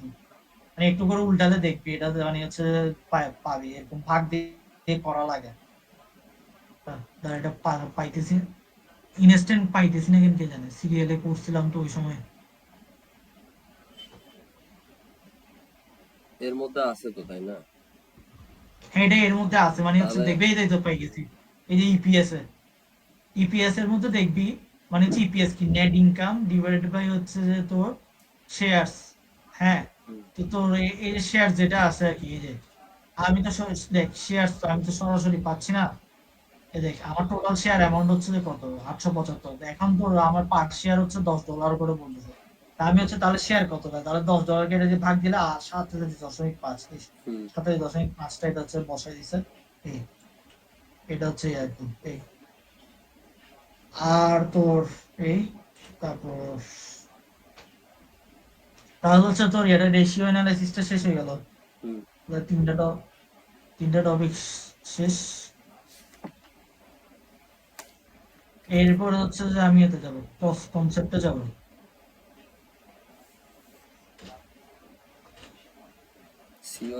সিও জিএস এটা কি একই টপিক নাকি দুইটাই? কনসেপ্টের মতো, কনসেপ্টের আন্ডারে আর কি। আমাদের এই যে কস্ট কনসেপ্টে এটা ক্লাসিফিকেশন। বুঝছিস, আমি ওই তোর যে পিডিএফটা ওপেন করতেছি না, মানে এখান থেকে দেখ, এটা আরো বেশি বেটার হবে। আচ্ছা আচ্ছা। তো দেখ, এটা হচ্ছে মানে ম্যানেজারিয়াল অ্যাকাউন্টের আন্ডারে পড়ে। এই যে তোর আমি হচ্ছে ধর, হ্যাঁ হ্যালো, অতটুক তো মনে কর যে তোর মিডার কুইজ কভার হয়ে গেছে। হ্যাঁ হ্যাঁ মানে আগে আর এই কস্ট কনসেপ্ট থেকে মনে হয় একদম নতুন। হ্যাঁ, কনসেপ্ট তো ছিল কিন্তু ম্যাম কোয়েশ্চেন করে নাই আর কি ওখান থেকে। কুইজ 2 তে ছিল হচ্ছে রেশিও অ্যানালাইসিস আর ট্রায়াল ব্যালেন্স। এরপরে এগুলা টপিক ম্যাডাম পড়াইছে, বাট ওইগুলা কি ছিল না, এগুলা নতুন টপিক। এগুলো কি এগুলো কি থিওরি না ম্যাথ, যে পরে যেগুলো আছে? এখানের মধ্যে তোর ইয়ে আছে, থিওরি না, দুইটা মিক্স আপ আছে। আচ্ছা বলতে তাহলে পারবো না, এইসব আমি টপিক দেখিও নেই আর। কস্ট কনসেপ্ট নতুন আমার কাছে। আচ্ছা তাহলে শুরু শুরু করবো। করি, শুরু। ওকে। এই দেখ, এটা হচ্ছে ম্যানেজারিয়াল অ্যাকাউন্টিং আর কি। তোর হচ্ছে কস্ট কনসেপ্ট, মানে এটার মাধ্যমে হচ্ছে যে ম্যানুফ্যাকচারিং কস্ট। এটা হচ্ছে এমন একটা জিনিস, মনে কর কোনো কিছু আমি যখন মানে তৈরি বা প্রডিউস করবো আর কি, ওটা করতে আমার যে কস্টটা লাগে সেটাকে বলে ম্যানুফ্যাকচারিং কস্ট। ওকে। ঠিক আছে? হুম। এখন এই ম্যানুফ্যাকচারিং কস্ট হচ্ছে যে আমি হচ্ছে যে তোর তিন প্রকারের হয়। একটা হচ্ছে ডিরেক্ট ম্যাটেরিয়ালস, তারপর হচ্ছে ডিরেক্ট লেবার, আর একটা হচ্ছে ম্যানুফ্যাকচারিং ওভারহেড। হ্যাঁ, তো এখন দেখ, এই যে তোর ডিরেক্ট ম্যাটেরিয়ালস মানে কি, মানে হচ্ছে যেসব ম্যাটেরিয়ালস তৈরি ম্যানুফ্যাকচার করতে হচ্ছে আমার ডিরেক্টলি লাগতেছে, যেমন কি র ম্যাটেরিয়ালস। ধর তুই হচ্ছে যে ইয়া করবি, চেয়ার বানাবি না, তো হুম। এখন দেখ চেয়ারের ক্ষেত্রে তো র ম্যাটেরিয়ালস কি কাঠ। হ্যাঁ, হ্যাঁ। আর দেখ যে ডিরেক্ট লেবার, যেসব কর্মী সরাসরি র মেটেরিয়ালস তৈরি করে, মানে হচ্ছে ওটাকে ফিনিশ প্রোডাক্ট হিসেবে তৈরি করতে ইয়ে কাজে লাগে, তাকে হচ্ছে ডিরেক্ট লেবার বলে। ধর তুই হচ্ছে যে এখন তুই একটা চেয়ার বানাবি। হ্যাঁ, তো হচ্ছে তুই হচ্ছে যে নিলি কাঠ হিসেবে, কাঠ নিলি র মেটেরিয়ালস। এখন তোর যে লোক হচ্ছে যে এই কাঠটাকে তোর হচ্ছে এতে কনভার্ট করতেছে, মানে চেয়ারে কনভার্ট করতেছে, সেটাকে সে লোককে হচ্ছে ডিরেক্ট লেবার বলে। এখন হচ্ছে ম্যানুফ্যাকচারিং ওভারহেড, এই জিনিসটা হচ্ছে এটা তোর হচ্ছে যেসব কস্ট ইনডিরেক্টলি, মানে হচ্ছে আমার সরাসরি ইনভলভ না কিন্তু বাট ওটা ছাড়া আবার এও হয় না, মানে ম্যানুফ্যাকচারিং প্রোডাক্ট তৈরি করতে পারি না, সেটাকে হচ্ছে তোর ইয়া বলে ম্যানুফ্যাকচারিং ওভারহেড বলে। এখন এই ম্যানুফ্যাকচারিং ওভারহেড এর মধ্যে হচ্ছে বিভিন্ন ধরনের প্রকারভেদ আছে, যেমন হচ্ছে তোর ইনডিরেক্ট ম্যাটেরিয়ালস, মানে যেসব ম্যাটেরিয়ালস প্রোডাক্ট তৈরিতে সরাসরি ইনভলভ না কিন্তু প্রোডাকশন তৈরিতে ব্যবহৃত হয় তাকে ইনডিরেক্ট ম্যাটেরিয়ালস বলে। যেমন কি তোর হচ্ছে আমি যখন চেয়ার তৈরি করব না, এখন তো চেয়ার তৈরি করতে কিন্তু আমার কিন্তু মাঝে মাঝে আমি গ্লু ইউজ করি না, হ্যাঁ। গ্লু লাগে না আমার। হ্যাঁ। তো গ্লুটা কিন্তু আমার সরাসরি কিন্তু এটা কিন্তু আমার চেয়ার কাঠের মধ্যে সরাসরি আমার চেয়ার তৈরি দিয়ে ব্যবহার করা হচ্ছে না, কিন্তু বাট ওটা আবার আমার ওটাকে ছাড়া চলতে পারতেছে না, যেটাকে ইনডিরেক্ট ম্যাটেরিয়ালস বলে। তো এটা ম্যানুফ্যাকচারিং ওভারহেডের আন্ডারে আছে। তারপর হচ্ছে যে ইনডিরেক্ট লেবার, মানে যেসব লেবার হচ্ছে সরাসরি ইনভলভ না কিন্তু বাট ওদের অবদান থাকে, যেমন হচ্ছে যে তোর সিকিউরিটি গার্ড, মানে একটা ফ্যাক্টরির মধ্যে সিকিউরিটি গার্ড। তারপর হচ্ছে সুপারভাইজার, মানে হচ্ছে যে লেবাররা থাকে আর কি, ওর লেবারদের একটা সুপারভাইজার থাকে না, যারা হচ্ছে তদারকি করে, হ্যাঁ। ওদেরকে তোর হচ্ছে যে ইয়াতে বলে ইনডিরেক্ট লেবারের মধ্যে বলে। এরপর যে ফ্যাক্টরি রিলেটেড কোর্স, মানে এই যে আমি ধর এই যে মনে করো আমি একটা চেয়ার কোম্পানি চেয়ার তৈরি করা একটা ফ্যাক্টরি দিলাম। হ্যাঁ, তো তোর এই ফ্যাক্টরির মধ্যে হচ্ছে বিভিন্ন ধরনের কস্ট থাকে, যেমন ইলেকট্রিক বিল থাকে, তারপর বিভিন্ন ধরনের কস্ট থাকে, সেটাকে হচ্ছে যে এটাকে ম্যানুফ্যাকচারিং ওভারহেডের আন্ডারে পড়ে আর কি এগুলো সবগুলো। এবং সবগুলোকে তোর ইয়া বলে ম্যানেজারিয়াল, মানে ম্যানুফ্যাকচারিং কস্ট বলে। এরপর হচ্ছে ম্যানুফ্যাকচারিং কস্ট, আরেকটা আছে নন ম্যানুফ্যাকচারিং কস্ট, মানে হচ্ছে তোর এটার আন্ডারে হচ্ছে সেলিং কস্ট, আটটা মাস মানে তিনটা হচ্ছে দিব, যে ধর আর তুই ডিম একটা দুইটা, আর চেয়ার ডাল তৈরি দিব। করে ফেললি। হ্যাঁ, এখন তুই এটা কি করবি, এটা তুই হচ্ছে যে সেল করবি। এখন সেলিং কস্টের মধ্যে তুই হচ্ছে এটা তুই কি করলি, মার্কেটে মার্কেটে বিজ্ঞাপন করলি, অ্যাডভার্টাইজমেন্ট। তারপর তুই হচ্ছে এটা অন্যান্য জায়গায় গিয়ে ডেলিভারি করলি, তাহলে হচ্ছে ডেলিভারি এক্সপেন্সেস। তারপর তোর হচ্ছে যে salaries and commission of salesman, আমি যে সেলসম্যান হবে তাকে আবার স্যালারি দিলি, আবার ওকে কিছু কমিশনও দেওয়া লাগে। তারপর হচ্ছে আবার অ্যাডমিনিস্ট্রেটিভ কস্ট, তা মানে হচ্ছে তোর ওই অ্যাডমিনিস্ট্রেটিভ কস্ট হচ্ছে যে মানে তোর হচ্ছে যে এই যে মনে করে একটা কোম্পানি চালালি, হ্যাঁ, ও ফ্যাক্টরি বা বিভিন্ন কোম্পানি চালালে ওদের বিভিন্ন ধরনের জিএম থাকে বা এক্সিকিউটিভ থাকে না, যারা কোম্পানিটা রান করে, হ্যাঁ, ওদেরকে হচ্ছে অ্যাডমিনিস্ট্রেটিভ কস্টে বলে। তো এটা হচ্ছে তো নন ম্যানুফ্যাকচারিং এর আন্ডার অন্তর্ভুক্ত আর কি, ঠিক আছে। এগুলোকে থিওরি আবার টাইপ এই কোশ্চেন, এগুলো থিওরি আসতে পারে, হ্যাঁ থিওরি টাইপ কোশ্চেন আসতে পারে। হ্যাঁ হ্যাঁ এখান থেকে থিওরি টাইপের কোশ্চেন, আবার আবার এগুলো ম্যাথের জন্য লাগে, মানে এসব বেসিক গুলো ম্যাথের জন্য ঝোল লাগে। করেন, ঝোল করেন। আবার এটা তো হচ্ছে যে তোর কস্টিংটাকে আবার দুই ভাগে ভাগ করতে পারি, প্রোডাক্ট কস্ট আর একটা হচ্ছে যে তোর পিরিয়ড কস্ট। এই যে ম্যানুফ্যাকচারিং রিলেটেড যেসব কস্ট আছে আর কি, মানে তোর ম্যানুফ্যাকচারিং রিলেটেড কস্টকে প্রোডাক্ট কস্ট বলে, মানে হচ্ছে তোর এই মানে ডিরেক্ট মেটেরিয়ালস, ডিরেক্ট লেবার, তারপর indirect materials, indirect labour, factory related cost, এগুলোকে হচ্ছে তোর হচ্ছে সবগুলোকে বলা যায় প্রোডাক্ট কস্ট। আর পিরিয়ড হচ্ছে যে ম্যানুফ্যাকচারিং এর সাথে যেসব কস্ট রিলেটেড না, মানে হচ্ছে নন ম্যানুফ্যাকচারিং কস্ট গুলোকে তোর পিরিয়ড কস্ট হিসেবে উল্লেখ করা হয়, ঠিক আছে। এরপর দেখ আবার এই কস্টিংটাকে আবার দুই ভাগে ভাগ করতে পারে, একটা হচ্ছে প্রাইম কস্ট আর একটা হচ্ছে কনভার্সন কস্ট। মানে হচ্ছে যে কস্ট ছাড়া তুই প্রোডাক্ট তৈরি করা সম্ভব না, সেটাকে হচ্ছে তোর প্রাইম কস্ট বলে। এখন দেখ তুই একটা একটা প্রোডাক্ট তৈরি করলি, সেটার মাধ্যমে তোর অবভিয়াসলি ডিরেক্ট লেবার লাগবে, মানে একজন যে কর্মী, যে শ্রমিক তাকে লাগবে, এবং ডিরেক্ট ম্যাটেরিয়ালস মানে র ম্যাটেরিয়ালস লাগবে। হ্যাঁ, এগুলো ছাড়া তো তুই মাসবি এগুলোকে তুই কিছু করতেই পারবি না, না? হ্যাঁ, হ্যাঁ, তো এটাকে টাইম কস্ট হিসেবে উল্লেখ করে। এখন দেখ কনভার্সন করতে যে কস্টটা লাগে তাকে কনভার্সন কস্ট বলে। মানে ধর তুই হচ্ছে যে একটা কাঠ নিলি, ঠিক আছে, ওটাকে এখন হচ্ছে তুই হচ্ছে যে কিসে কনভার্ট করবি, চেয়ারে কনভার্ট করবি। তো এখন ওটা কনভার্ট করার জন্য আমার কি লাগবে, তোর হচ্ছে যে ডিরেক্ট লেবার লাগবে আর ম্যানুফ্যাকচারিং ওভারহেড লাগবে। তো এটা এদেরকে হচ্ছে কনভার্সেশন কস্ট বলে, কনভার্সেশন কস্ট বলে আর কি। ঠিক আছে। এখন হচ্ছে যে তোর আরো কস্ট, কস্টটাকে দুই ভাগে ভাগ করা যায়, একটা হচ্ছে কন্ট্রোলেবল আর একটা হচ্ছে নন কন্ট্রোলেবল। তোর হচ্ছে যে direct labour, direct material, selling cost, এগুলোকে কন্ট্রোলেবল, মানে এগুলো আমি চাইলে কিন্তু আসলে কন্ট্রোল করতে পারি। মানে হচ্ছে চাইলে আমি কিন্তু লেবারের সংখ্যা কমাই ফেলতে পারি বা ম্যাটেরিয়ালস কমাই ফেলতে পারি, বা সেলিং বিভিন্ন ধরনের কস্ট যেটা আছে আর কি, মানে এক্সপেন্স, অ্যাডভার্টাইজমেন্ট চাইলে আমি চাইলে বাদও দিয়ে দিতে পারি। এগুলোকে কন্ট্রোলেবল বলে। আর নন কন্ট্রোলেবল মানে যে প্রোডাকশন ম্যানেজার স্যালারি, মানে যে ম্যানেজার আছে তারা, আমি যে আমাদের কোম্পানির যে ম্যানেজার আছে তারা তো আমি চাইলে বিদায় করতে পারবো না। তারপর হচ্ছে যে যে ডিপ্রিসিয়েশন মানে সম্পত্তির অবশ্যই বিভিন্ন খরচ ওটা কমাতে পারবো না। তারপর হচ্ছে আমার যে কোম্পানি চালাচ্ছি এটা আমার ইন্স্যুরেন্স করে রাখলাম, ইন্স্যুরেন্স প্রিমিয়াম করে রাখলাম, চাইলে ওটা আমি বাদ দিতেই পারবো না, এটা নন কন্ট্রোলেবল। এখন হচ্ছে যে তোর এটার আন্ডারে এক্সাম্পল আছে,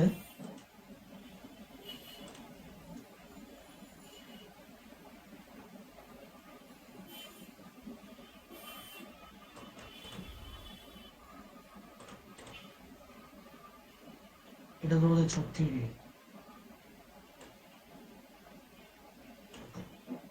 যেগুলা থিওরি কইলি এগুলাই তো রয়েছে মানে হ্যাঁ হ্যাঁ হ্যাঁ, স্লাইডে। এই 21 পেজের মধ্যে এটা পুরোটা হচ্ছে আমি সামারি করে লিখে দিয়েছি আর কি।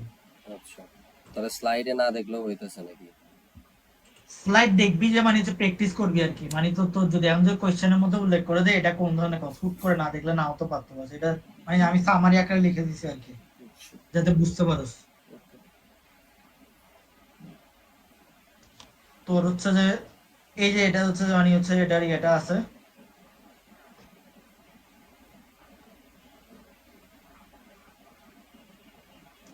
এটার ক্ষেত্রে হচ্ছে আমি হচ্ছে তোর মানে হচ্ছে যে এটা দেখাচ্ছি, ওই প্রথম এক্সাম্পলটা দেখাচ্ছি। এখন দেখ প্রথম এক্সাম্পলটা না, প্রথম এক্সাম্পলটা এখানে আনসার আছে, এটা তো বুঝতে পারবি। আমি হচ্ছে সেকেন্ড এক্সাম্পলটা দেখি, মানে যেটা try do it by yourself দিল, ওটা হচ্ছে আনসারটা আছে। আনসারটা আমি হচ্ছে যে ইয়েতে আছে, স্লাইডে করে দিয়েছিলাম ওটা। এটা হচ্ছে দুইটা একটু পাশাপাশি আছে, দেখাই। তোর হচ্ছে একটা কোম্পানির ইয়ে দিল, ম্যানুফ্যাকচারিং বিভিন্ন ধরনের ইয়েটা বললো। দেখ তোর হচ্ছে আমি কি করলাম, মানে হচ্ছে যে তোর প্রথমে কি বললো যে rent expense for the factory building 12,000 টাকা, ঠিক আছে। তো এখন দেখ তোর এখানের মধ্যে তোর হচ্ছে যে আমি ইয়ে করলাম, রেট দিলাম, ঠিক আছে। তো এখানের মধ্যে তোর হচ্ছে যে এটা কিন্তু এক প্রকার আমার কি, এটা কিন্তু আমার কিন্তু আমি কিন্তু এক প্রকার, কিন্তু এখানের মধ্যে কি সেলিং, এটা কিন্তু তোর হচ্ছে এক প্রকার সেলিং কস্ট। ইয়াতে রেট এক্সপেন্স করলাম, এখানের মধ্যে ফ্যাক্টরি বিল্ডিং 12,000 টাকা, ঠিক আছে। তো এখানের মধ্যে দেখ আমার হচ্ছে কিন্তু এটা কিন্তু ম্যানুফ্যাকচারিং ওভারহেড এক প্রকার, মানে হচ্ছে যে তোর এটা হচ্ছে আমার সরাসরি ইনভলভ না, কিন্তু বাট আমার হচ্ছে কোন ফ্যাক্টরি চালাতে লাগতেছে। তো এখানে 12,000-এর মধ্যে 30% হচ্ছে যে অফিস চালাতে লাগতেছে, মানে কি ওই অফিস চালাতে যেটা লাগতেছে সেটা হচ্ছে আমার সেলিং ইয়ে হিসেবে কাউন্ট হবে, সেলিং কস্ট হিসেবে কাউন্ট হবে, আর বাকিটা হচ্ছে ম্যানুফ্যাকচারিং হিসেবে কাউন্ট হচ্ছে, মানে যেটা যেটা আমার সরাসরি লাগতেছে। আর এটা দেখ আমার কিন্তু এটা কিন্তু আমার কিন্তু ডিরেক্ট কস্ট না, এটা কিন্তু আমার ইনডিরেক্ট কস্ট, মানে কি এটা আমার সরাসরি কিন্তু র র ম্যাটেরিয়ালস বা তোর ইয়াতে ডিরেক্ট ম্যাটেরিয়ালস বা ডিরেক্ট লেবারের মধ্যে পড়ে না, এই জন্য এটা ডিরেক্ট কস্টের আন্ডারে পড়বে না, এটা হচ্ছে তোর ইনডিরেক্ট কস্টের আন্ডারে পড়বে, মানে 12,000, টোটাল 8,436। টোটাল অরিত্র, হচ্ছে, হ্যাঁ বল। কোশ্চেন দেখার পর এই টেবিলটা আগে কেমনে করবো? কোয়েশ্চেন দেখে হচ্ছে প্রথমে হচ্ছে তোর হচ্ছে এভাবে করে আগে চার্ট করবি, পিরিয়ড কস্ট, প্রোডাক্ট কস্ট, তারপর ডিরেক্ট কস্ট, ইনডিরেক্ট কস্ট। আর পিরিয়ড কস্টের আন্ডারে হচ্ছে তোর সেলিং কস্ট, অ্যাডমিনিস্ট্রেটিভ কস্ট, ওই যে যেটা আমরা ইয়াতে দেখলাম আর কি, থিওরি। মানে এগুলো থিওরিতে মুখস্থ দেখলাম। ডাইরেক্ট লেখা নিব আর কি। হ্যাঁ, তারপর প্রোডাক্ট কস্টের আন্ডারে হচ্ছে তোর ডিরেক্ট মেটেরিয়ালস, ডিরেক্ট লেবার, তারপর হচ্ছে ম্যানুফ্যাকচারিং ওভারহেড, এভাবে করে আলাদা আলাদা করে করা লাগবে। এরপর হচ্ছে wages of machineries operators in production department 18,500। এই দেখ মেশিন অপারেটরস মানে কি, এটা কি আমার কিন্তু ইয়া না, লেবার না, ওরা কি ডিরেক্ট লেবার না? কি রে? হ্যাঁ বললাম তো। হ্যাঁ, ডিরেক্ট লেবার না, তাহলে হচ্ছে দেখ তাহলে হচ্ছে এটাকে আমি এর আন্ডারে দিলাম, এই যে ডিরেক্ট লেবারের আন্ডারে দিলাম, আর এটা আমার ডিরেক্ট কস্ট, যেহেতু এটা তোর ডিরেক্ট মেটেরিয়াল আর ডিরেক্ট লেবারের আন্ডারে পড়ছে, তার মানে হচ্ছে ডিরেক্ট কস্ট হচ্ছে 18,500। এরপরে কি করলো, পরেরটাতে বললো কি depreciation of on office computers, মানে কি এটা আমার হচ্ছে এক প্রকার, এটা হচ্ছে যে তোর আমার হচ্ছে সম্পত্তির ব্যবহার কারণে, এটা হচ্ছে আমার আচ্ছা ইয়াতে পড়ে। তুই এই ভুল করতেছস, তুই ই দেখা 3-এ চলে গেছিস। ও আচ্ছা সরি, ই- সরি সি এর জায়গায় ডিতে চলে গেছি। র মেটেরিয়ালস, র মেটেরিয়ালস কি এটা আমার কি তোর ডিরেক্ট ইয়াতে পড়ে, ওই যে ইয়ার ডিরেক্ট ইয়াতে ইয়ার আন্ডারে পড়তেছে, ডিরেক্ট মেটেরিয়ালস এর আন্ডারে পড়তেছে, এই যে 95,000 টাকা। আর এটা কি র মেটেরিয়ালস হচ্ছে আমার ডিরেক্ট কস্টের আন্ডারে যাবে। এরপর হচ্ছে তোর কি ডিপ্রিসিয়েশন অন অফিস কম্পিউটার্স, এই যে ডেপ্রিসিয়েশন অন অফিস কম্পিউটার্স, এটা কিন্তু আমার কিন্তু তোর এটা কিন্তু আমার সরাসরি ইনভলভ না, কিন্তু বাট এটা আমার কোম্পানি চালানোর জন্য লাগে। তো এটাকে আমার কিন্তু সরি, কোম্পানি চালানোর জন্য লাগে, কিন্তু বাট এটা কি আমার হচ্ছে ডিপ্রিসিয়েশন, মানে কি এটা কিন্তু দেখবি একটু আগে আমি হচ্ছে উল্লেখ করছিলাম, মানে এটা এই যে ডিপ্রিসিয়েশন যেটা আছে, এটা হচ্ছে তোর ইয়ার আন্ডারে পড়ে, এই যে নন ম্যানুফ্যাকচারিং, মানে হচ্ছে পিরিয়ড কস্টের আন্ডারে যাবে, এই যে সেলিং কস্টের আন্ডারে গেছে, আর এটা ইনডিরেক্ট কস্ট হিসেবে উল্লেখ করলাম। এরপর হচ্ছে যে তোর like salaries of factory maintenance staff, এই যে স্টাফদের স্যালারি, ডিরেক্ট এটা ম্যানুফ্যাকচারিং ওভারহেড, এই যে ইনডিরেক্ট কস্টের আন্ডারে যাবে, মানে কি তোর হচ্ছে এই যে আমি একটু আগে যেটা বললাম আর কি, মানে স্যালারি ফ্যাক্টরি মেইনটেনেন্স সিস্টেম, মানে কি ওরা হচ্ছে যে এক প্রকার সুপারভাইজার আর কি।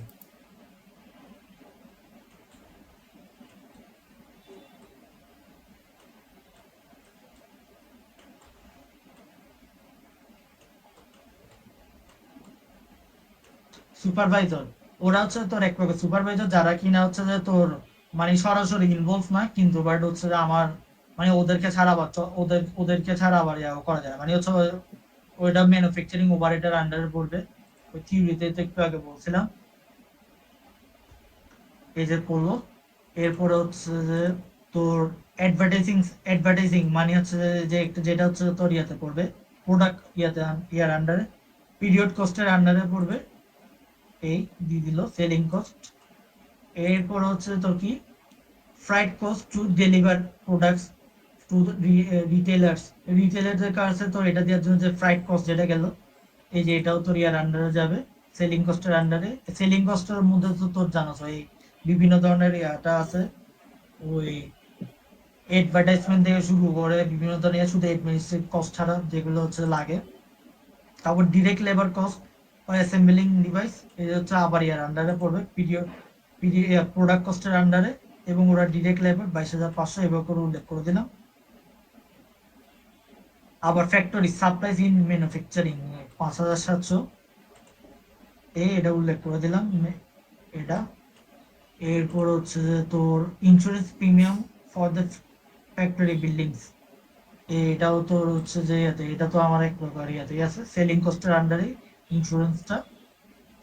আর তোর এটার ক্ষেত্রে একটা ইয়ে আছে, সেটা হচ্ছে তুই যে এটা মানে তুই এটা আনসার চেকের একটা ওয়ে আছে, সেটা হচ্ছে তোর এই যে টোটাল পিরিয়ড কস্ট আর প্রোডাক্ট কস্ট, এগুলো যদি টোটাল যোগ দেস আর কি, এই দুইটা যোগ দেস, আর ইনডিরেক্ট কস্ট আর ডিরেক্ট কস্ট এটা যদি এই দুইটা যদি মিলে যায়, তাহলে বুঝবি তোর আনসারটা ঠিক আছে আর কি। নাহলে বুঝবি যে কোনো না কোনো জায়গায় তুই একটু মিস্টেক করছিস। এই বুঝছস? হুম। এবার করে মানে হচ্ছে উল্লেখ করে দিলি, এটা দেখা মাত্র বুঝে যাবে, একবার দুইবার মানে একবার দুইটা এক্সাম্পল আছে, ওই দুইটা ভালো করে দেখলে বুঝে যাবে। এই তাহলে হচ্ছে তোর ইয়া গেল, সিও কস্ট কনসেপ্টটা শেষ হলো। এরপর হচ্ছে তোর এটা ওপেন করতেছি, ওই CO cost of good manufacture problem, সিওজিএম।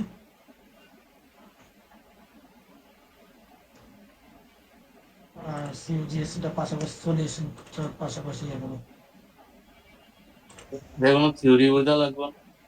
এটার ক্ষেত্রে হচ্ছে এটা এতক্ষণ যে থিওরি গুলো বললাম আর কি, এটা হচ্ছে ম্যাথ আর কি। কোনটা থিওরি বল? এই যে একটু কস্ট কনসেপ্ট যেটা বললাম না, এর থিওরিটা ওটা ওটা প্রায় সেম, এটা থিওরি বুঝার কিছু নাই, এটা ডিরেক্ট ম্যাথের মাধ্যমে বুঝে যাবে, থিওরি দেখে শুধু শুধু দরকার নাই আর কি। তার একটু পানি খেয়ে আমার একটু গলা শুকিয়ে গেছে।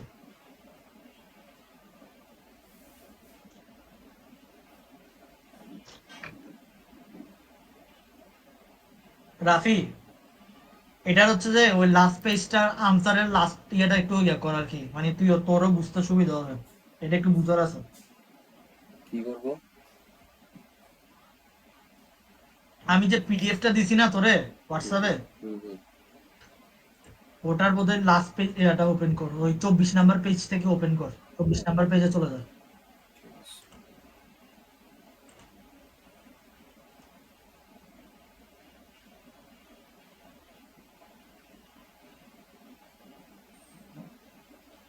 হুম, 24-এ আছে। আমরা শুরু করি।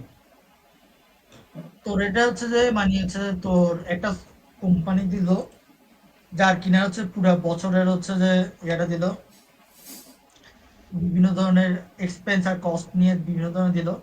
এখন দেখ, তো এটা ফার্স্টে কি দিল, মানে হচ্ছে যে আমি দেখ জানুয়ারি 2020-এ আমার থেকে র ম্যাটেরিয়ালস আছে, ঠিক আছে, 30 মানে হচ্ছে 30,000। হ্যাঁ, এরপর ওর হচ্ছে যে আমি কি করলাম আবার আরেকটা র মেটেরিয়ালস কি করলো, যখন হচ্ছে 12 তারিখ 31 মান্থে 20-এ গেল, তখন দেখাচ্ছে কি আমি হচ্ছে ইয়ার শেষে আমার হচ্ছে 20,000 পরিমাণ আরো র মেটেরিয়ালস আছে। আমার শুরু জানুয়ারি 1 তারিখে ছিল কত, 30,000, কিন্তু বাট দেখা যাচ্ছে কি জানুয়ারির 12 তারিখে গিয়ে হচ্ছে যে তোর আরো হচ্ছে যে হরিদ্র মানে, হ্যাঁ বল, 12-31 মানে 12, 31, ও মানে আচ্ছা, হচ্ছে, সরি, মানে ডেটটা মাঝখানে। হ্যাঁ ডিসেম্বরের হচ্ছে ইয়াতে আর কি, ডিসেম্বরের 31-এ। 31 তারিখ গিয়ে মানে হচ্ছে দেখতেছি আমার হচ্ছে র মেটেরিয়ালস 20,000 পরিমাণ আছে। মানে আমার জানুয়ারির 1 তারিখ ছিল কত, 30,000 ছিল, কিন্তু বাট জানুয়ারির ইয়াতে গিয়ে 31 তারিখ গিয়ে দেখতেছি আমার হচ্ছে 20,000, মানে কি বাকি 10,000 হচ্ছে আমি ইউজ করলাম। আবার কি করলাম আমি র মেটেরিয়ালস কি করলাম, আমি যে বিভিন্ন ধরনের ইয়ে আছে পারচেস করলাম কত, তাহলে হচ্ছে 2,05,000 টাকার পরিমাণ হচ্ছে পারচেস করলাম। হ্যাঁ, তো তোর এখন দেখ এটা হচ্ছে আমার তো কি, এটা হচ্ছে ডিরেক্ট ডিরেক্ট ম্যাটেরিয়াল। বিগিনিং কত ছিল আমার, তোর ছিল যে কত ছিল তোর হচ্ছে যে 30,000 পরিমাণ ছিল। আবার দেখ, এই যে এখানে আছে আমি কি করলাম, 2,05,000 টাকার পরিমাণ হচ্ছে কিনলাম। হ্যাঁ, তাহলে দেখ র মেটেরিয়ালস কি হলো, কতটুকু পরিমাণ অ্যাভেলেবেল আছে, 2,35,000 টাকার পরিমাণ আছে না র মেটেরিয়ালস। Gate code. বুঝছো সেটা? হুম। হ্যালো, হ্যাঁ। মানে কি আমি প্রথমে শুরুতে কিন্তু আমার কিন্তু ইনভেন্টরি হিসেবে 30,000 টাকার পরিমাণ ছিল। আর দেখ আমি আরো 2,05,000 টাকার পরিমাণ কিনলাম, তাহলে 2,35,000 টাকা। এখন দেখ আমি তো মানে হচ্ছে এই যে ইয়াটা কিনলাম 2,35,000 টাকার পরিমাণ কিনলাম, আমি তো সবগুলো ইউজ করিনি। আমি ইয়ার শেষে কি দেখলাম, সেটা হচ্ছে যে আমি যখন তোর ডিসেম্বরের দেখলাম, ডিসেম্বরের 31 তারিখে উঠছিল, সেটা কি দেখলাম, আমি 20,000 টাকা পরিমাণ র মেটেরিয়ালস এটা কি আমি সামনের বছরের জন্য রেখে দিছি না? তাহলে হচ্ছে সেটা আমাকে কি বাদ দিয়ে দিতে হবে না? সেটা তো আমি তো ইউজ করতে পারবো, মানে সেটা আমি কাউন্ট করতে পারবো না, এটা তো আমি ইন ফিউচারের জন্য রেখে দিছি। তো এটা আমাকে বাদ দিয়ে দিতে হবে। তাহলে ডিরেক্ট মেটেরিয়ালস ওভারঅল মিলে আমার ইউজ হচ্ছে 2,15,000। এটা তো বুঝছোস? হ্যাঁ। আচ্ছা, এটা কি র মেটেরিয়ালস রেখে দিছি না শেষ হয়ে গেছে? কি বুঝেছি? আমি হচ্ছে প্রথমে হচ্ছে যে তোর 30,000, মানে 30,000 টাকার পরিমাণ হচ্ছে বুঝছি, গত আমি বছর। 20,000 টাকার কথা বলতেছি। 20,000 20,000 টাকা টাকা ওটা রেখে মেবি দিছি। শেষ করে ফেলছে। না না, রেখে দিছি, ওটা হচ্ছে সামনের বছরের জন্য রেখে দিছি। এই যে এন্ডিং র মেটেরিয়ালস ইনভেন্টরি হ্যাঁ, 30,000 ইনভেন্টরি লেখা। হিসেবে এটা রেখে দিছি সামনের বছরের জন্য। আচ্ছা। ইনভেন্টরি মানে কি, এটা সামনের বছরের জন্য রেখে দেবে। এই দেখ এটা কি আমি হচ্ছে 31শে ডিসেম্বর গিয়ে দেখতেছি আমার 20,000 টাকা 20,000 মতো রয়ে গেছে। তো এটা আমি কি করবো, তাহলে এটা সামনের বছরের জন্য রেখে দিচ্ছি, তো আমার তো ওটা ইউজ হয়নি, এই জন্য আমাকে বাদ দিয়ে দিতে হবে না? ডিরেক্ট মেটেরিয়ালস ইউজ হয়েছে 2,15,000 টাকার পরিমাণ। ঠিক আছে, এরপর হচ্ছে যে কি দেখলাম, তোর হচ্ছে যে ডিরেক্ট লেবার, ওরা হচ্ছে যে 3,50,000, এই যে 3,50,000। এরপর হচ্ছে আমি কি বললাম, আমার তো হচ্ছে যে এই যে এটা যেটা তোর ইউজ করি, কাউন্ট করি ম্যানুফ্যাকচারিং কস্টের মধ্যে, আমার এই দুইটা গেল, আরেকটা কি আছে, আমার হচ্ছে ম্যানুফ্যাকচারিং ওভারহেড আছে। ম্যানুফ্যাকচারিং ওভারহেড এর মধ্যে আমার কি কি আছে, তোর হচ্ছে যে এই যে factory manager salary, insurance factory, তারপর হচ্ছে যে তোর এই যে প্রপার্টি ট্যাক্স, তারপর হচ্ছে ফ্যাক্টরি বিল্ডিং এগুলা, তারপর মেশিনারি রেন্টস, এগুলো সবকিছু উল্লেখ করা লাগবে। এই যে এগুলো সবকিছু উল্লেখ করলো, ডেপ্রিসিয়েশন এই সব উল্লেখ করলো। তাহলে তোর টোটাল ম্যানুফ্যাকচারিং ওভারহেড আসলো তোর কত, 2,89,000। তা আমি তো জানি কি আমার হচ্ছে যে তোর এটা ম্যানুফ্যাকচারিং কস্ট হচ্ছে কিসের কিসের মাধ্যমে গঠিত, সেটা হচ্ছে তোর ডিরেক্ট লেবার, তারপর তোর ডিরেক্ট মেটেরিয়ালস, তারপর হচ্ছে তোর কি ম্যানুফ্যাকচারিং ওভারহেড, তো এই তিনটার মাধ্যমে গঠিত।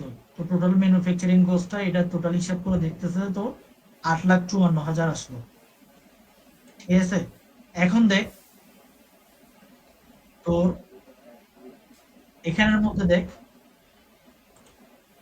এখানের মধ্যে তোর হচ্ছে যে যে এখানের মধ্যে আমি যখন হচ্ছে যে তোর এই এখানের মধ্যে 80,000 টাকার পরিমাণ আরো কিছু জিনিস হচ্ছে যে আমি হচ্ছে শুরুতে ছিল, যার মধ্যে হচ্ছে 50,000 পরিমাণ হচ্ছে জিনিস কি হচ্ছে রয়ে গেছে। দেখা যাচ্ছে যে কি 80,000 টাকার পরিমাণ জিনিস আরো এক্সট্রা, মানে হচ্ছে বিগিনিং ওয়ার্কিং প্রসেস, মানে ওয়ার্কিং প্রসেসের জন্য 80,000 টাকার পরিমাণ শুরুতে ছিল, যার মধ্যে হচ্ছে দেখা গেছে কি 50,000 পরিমাণ জিনিস আমার হচ্ছে রয়ে গেছে।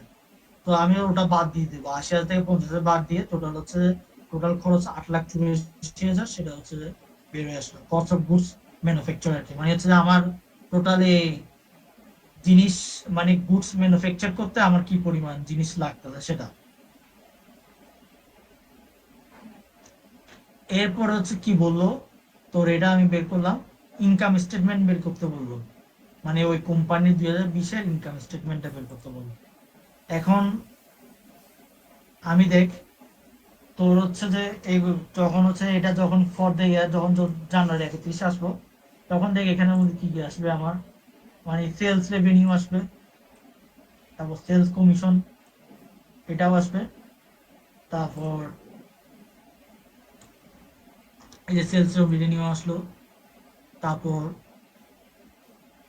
তারপর হচ্ছে তোর এটা আসলো, এই যে sales commission, sorry sorry sorry, sales কমিশনটা কিন্তু এটা কিন্তু কমিশন মানে এটা হবে না, এটা কিন্তু এক্সপেন্সের আন্ডারে, সরি আমি ভুল বলছি।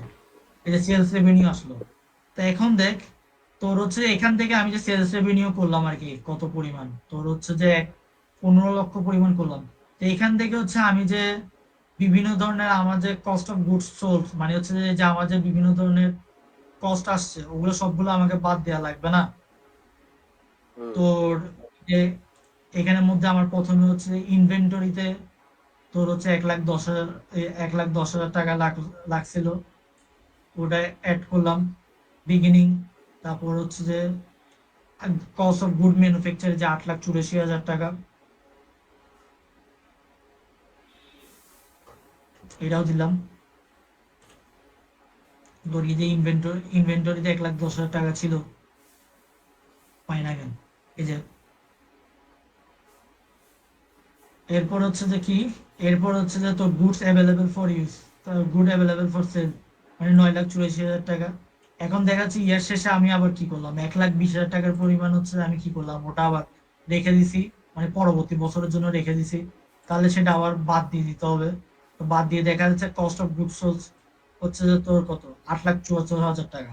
এখন দেখতেছি কি, আমার হচ্ছে যে এই যে তোর এগুলো করলাম, তাহলে হচ্ছে 15,000 টাকায় তো যখন এটা বাদ দিলাম, মানে হচ্ছে এই বিভিন্ন ধরনের প্রোডাক্ট সেল করার যে একটা কস্টটা বাদ দিলাম, তাহলে আমার গ্রস প্রফিট হচ্ছে কত, 6,26,000 টাকা। না, বুঝতে পারছো সেটা? বলতে থাক, হ্যালো? বলতে থাক। তোর হচ্ছে 6,26,000 টাকা।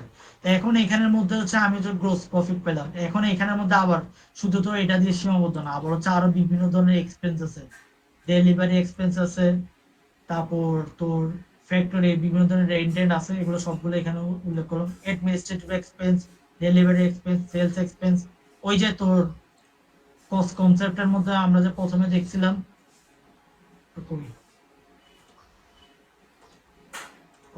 এই যে যে তোর এই যে নন নন ম্যানুফ্যাকচারিং যে কস্ট গুলো আছে, এতক্ষণ অব্দি তো তোর ম্যানুফ্যাকচারিং কস্ট গুলো, নন ম্যানুফ্যাকচারিং কস্ট এগুলো তো আমার বাদ দেওয়া লাগবে। এতক্ষণ অব্দি আমরা তো বাদ সবগুলো ম্যানুফ্যাকচারিং, তো নন ম্যানুফ্যাকচারিং গুলো বাদ দেওয়ার পরে টোটাল আমার তোর নেট ইনকাম আসছে 76,000 টাকা। এটা হচ্ছে এই যে উল্লেখ করে দিলাম। এই তোর এরপর হচ্ছে যে কি করলো, যে কোম্পানির মধ্যে কি বললো, যে সুপারিয়র কোম্পানির আমার হচ্ছে যে একটা ইয়ে আসলে প্রিপেয়ার দ্য কারেন্ট এসেট, মানে হচ্ছে আমার বর্তমানে কি কারেন্ট অ্যাসেট আছে, এগুলো সবগুলো উল্লেখ করতে হবে। এখানের মধ্যে ক্যাশ আছে, ওটা উল্লেখ করলাম 17,000, account receivable 1,20,000, prepaid expense 13,000, short time investment এগুলো 26,000, এগুলো প্রথম উল্লেখ করে দিলাম। এখন হচ্ছে যে তোর এই দেখ ইনভেন্টরি, আবার আমার দেখ, আমি ইনভেন্টরি বিভিন্ন ধরনের কাজ করছি, যেমন হচ্ছে তোর র মেটেরিয়ালস 20,000 টাকার পরিমাণ এটা রেখে দিলাম। তারপর ওয়ার্কিং প্রোগ্রেস 50,000 এটা রেখে দিলাম। তারপর ফিনিশ গুডস 1,20,000, এই যে 1,20,000 টাকার, এগুলো কি আমাকে ইনভেন্টরি হিসেবে রেখে দিলাম। তো এগুলো কিন্তু আমার কি এক প্রকার এসেট না এগুলো? হ্যাঁ। তো এগুলো টোটালি মিলে হচ্ছে যোগ করে দিলাম, টোটাল কারেন্ট অ্যাসেট এভাবে করে বেড়ে আসলো। এই হচ্ছে কথা আর কি।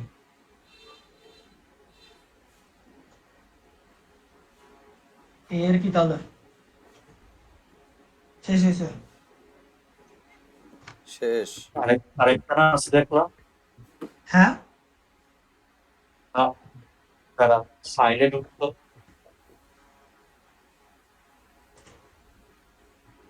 এটা না মানে ফাইলে যেখান থেকে নিয়ে আসতো,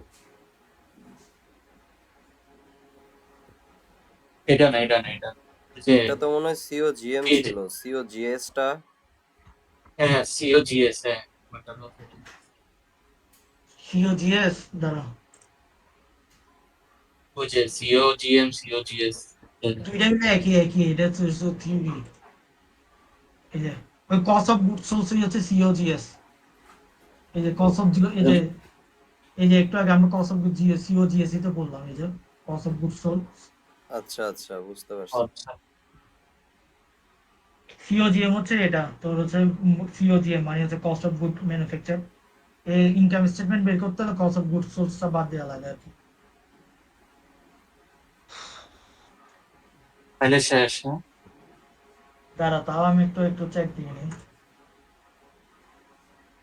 জার্নালে বললাম সব কিছু দেখলাম, তারপর হচ্ছে যে এটাই।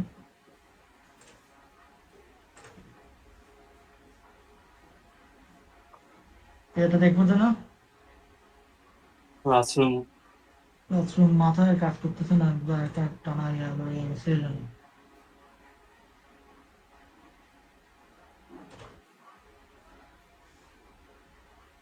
জার্নাল শেষ হচ্ছে, ট্রায়াল ব্যালেন্স শেষ হচ্ছে, কস্ট কনসেপ্ট, রেশিও অ্যানালিসিস। এ আচ্ছা বালটা সিওজিএস অনেক, কোনটা এই বালটা এই বালটা কখন আবার অ্যাড করছে সিভিবি? সিভিবি মানে এই বালটা কখন আবার অ্যাড করছে সিভিবিটা? বাল আমার। সিভিবি মেবি জাস্ট লাইক করা লাগবে। ওই যে একজন মনে কমেন্ট করছিল দেখতো না যে না না না এটা না কমেন্টটা অন কর, প্রথম কমেন্টটা অন কর। ম্যাম কস্ট কনসেপ্ট থেকে কি ম্যাথ ও লাগবে না, আচ্ছা শুধু yes লাগলে হবে? So you have to flight only, no need to see the uploaded sample question. এমনি ওটা লাগে কস্ট কনসেপ্টের থিওরি বলতেছে, কিন্তু ওটা আসলে তুই যখনই এটা সিওজিএম টা লাগবে, এমনিও তোর ম্যাথের কনসেপ্ট ক্লিয়ার থাকা লাগে। ওটা থাকা মানে বাদ দেয়া না দেয়া সমতুল। সিপিপি টা নতুন আচ্ছা অ্যাড করছে মাত্র আচ্ছা, দেখি 6 মাস। দেখি সিভিবির ইয়াটা ওপেন করতে, যে নিচে যায় নিচে যায়, এই যে ওপেন এই উপরে উপরে উপরে উপরে উপরে। আরেকটু কোথায় এটা? উপরে ওই যে কুইজ মার্কের ওই যে ওইটার নিচে আরেকটু, দেখলাম তো মাত্র এই যে এই যে এই যে মাত্র। না রে ভাই, এটা এটা নতুন অ্যাড করছে, এটা এটা এটা এটা আমি যখন পড়ছিলাম তখন ছিল না এটা। এটা ওই থিওরি এটা নাকি? আমাদের এটা এটা না ম্যাথও একদমই আছে, theory। সূত্র দিয়ে রাখছিস। এটা নতুন অ্যাড করছে, এটা মানে আমি যখন পড়ছিলাম তখন এটা অ্যাড করে না, এটা অক্টোবরের 6 তারিখ বলতেছে না, তার আগে আমার শেষ হয়ে গেছিল এটা অ্যাকাউন্টিংটা, তখন এটা পরে অ্যাড করছে। এগুলা আচ্ছা হুটহাট করে পরে বুঝে নেই। এটা আচ্ছা নিজেরও তাহলে শেষ পড়া- না? হ্যাঁ সিবিপিটা বাকি আছে আর কি। আমি দেখি এটা যদি তোর ইয়াতে ঝামেলা তো এটাই, এটা ম্যান্ডেটরি কোশ্চেন কোনটা এটা উল্লেখ করে জানি, উল্লেখ করে দিলে সিবিপিটা বাদ দিয়ে দিতাম।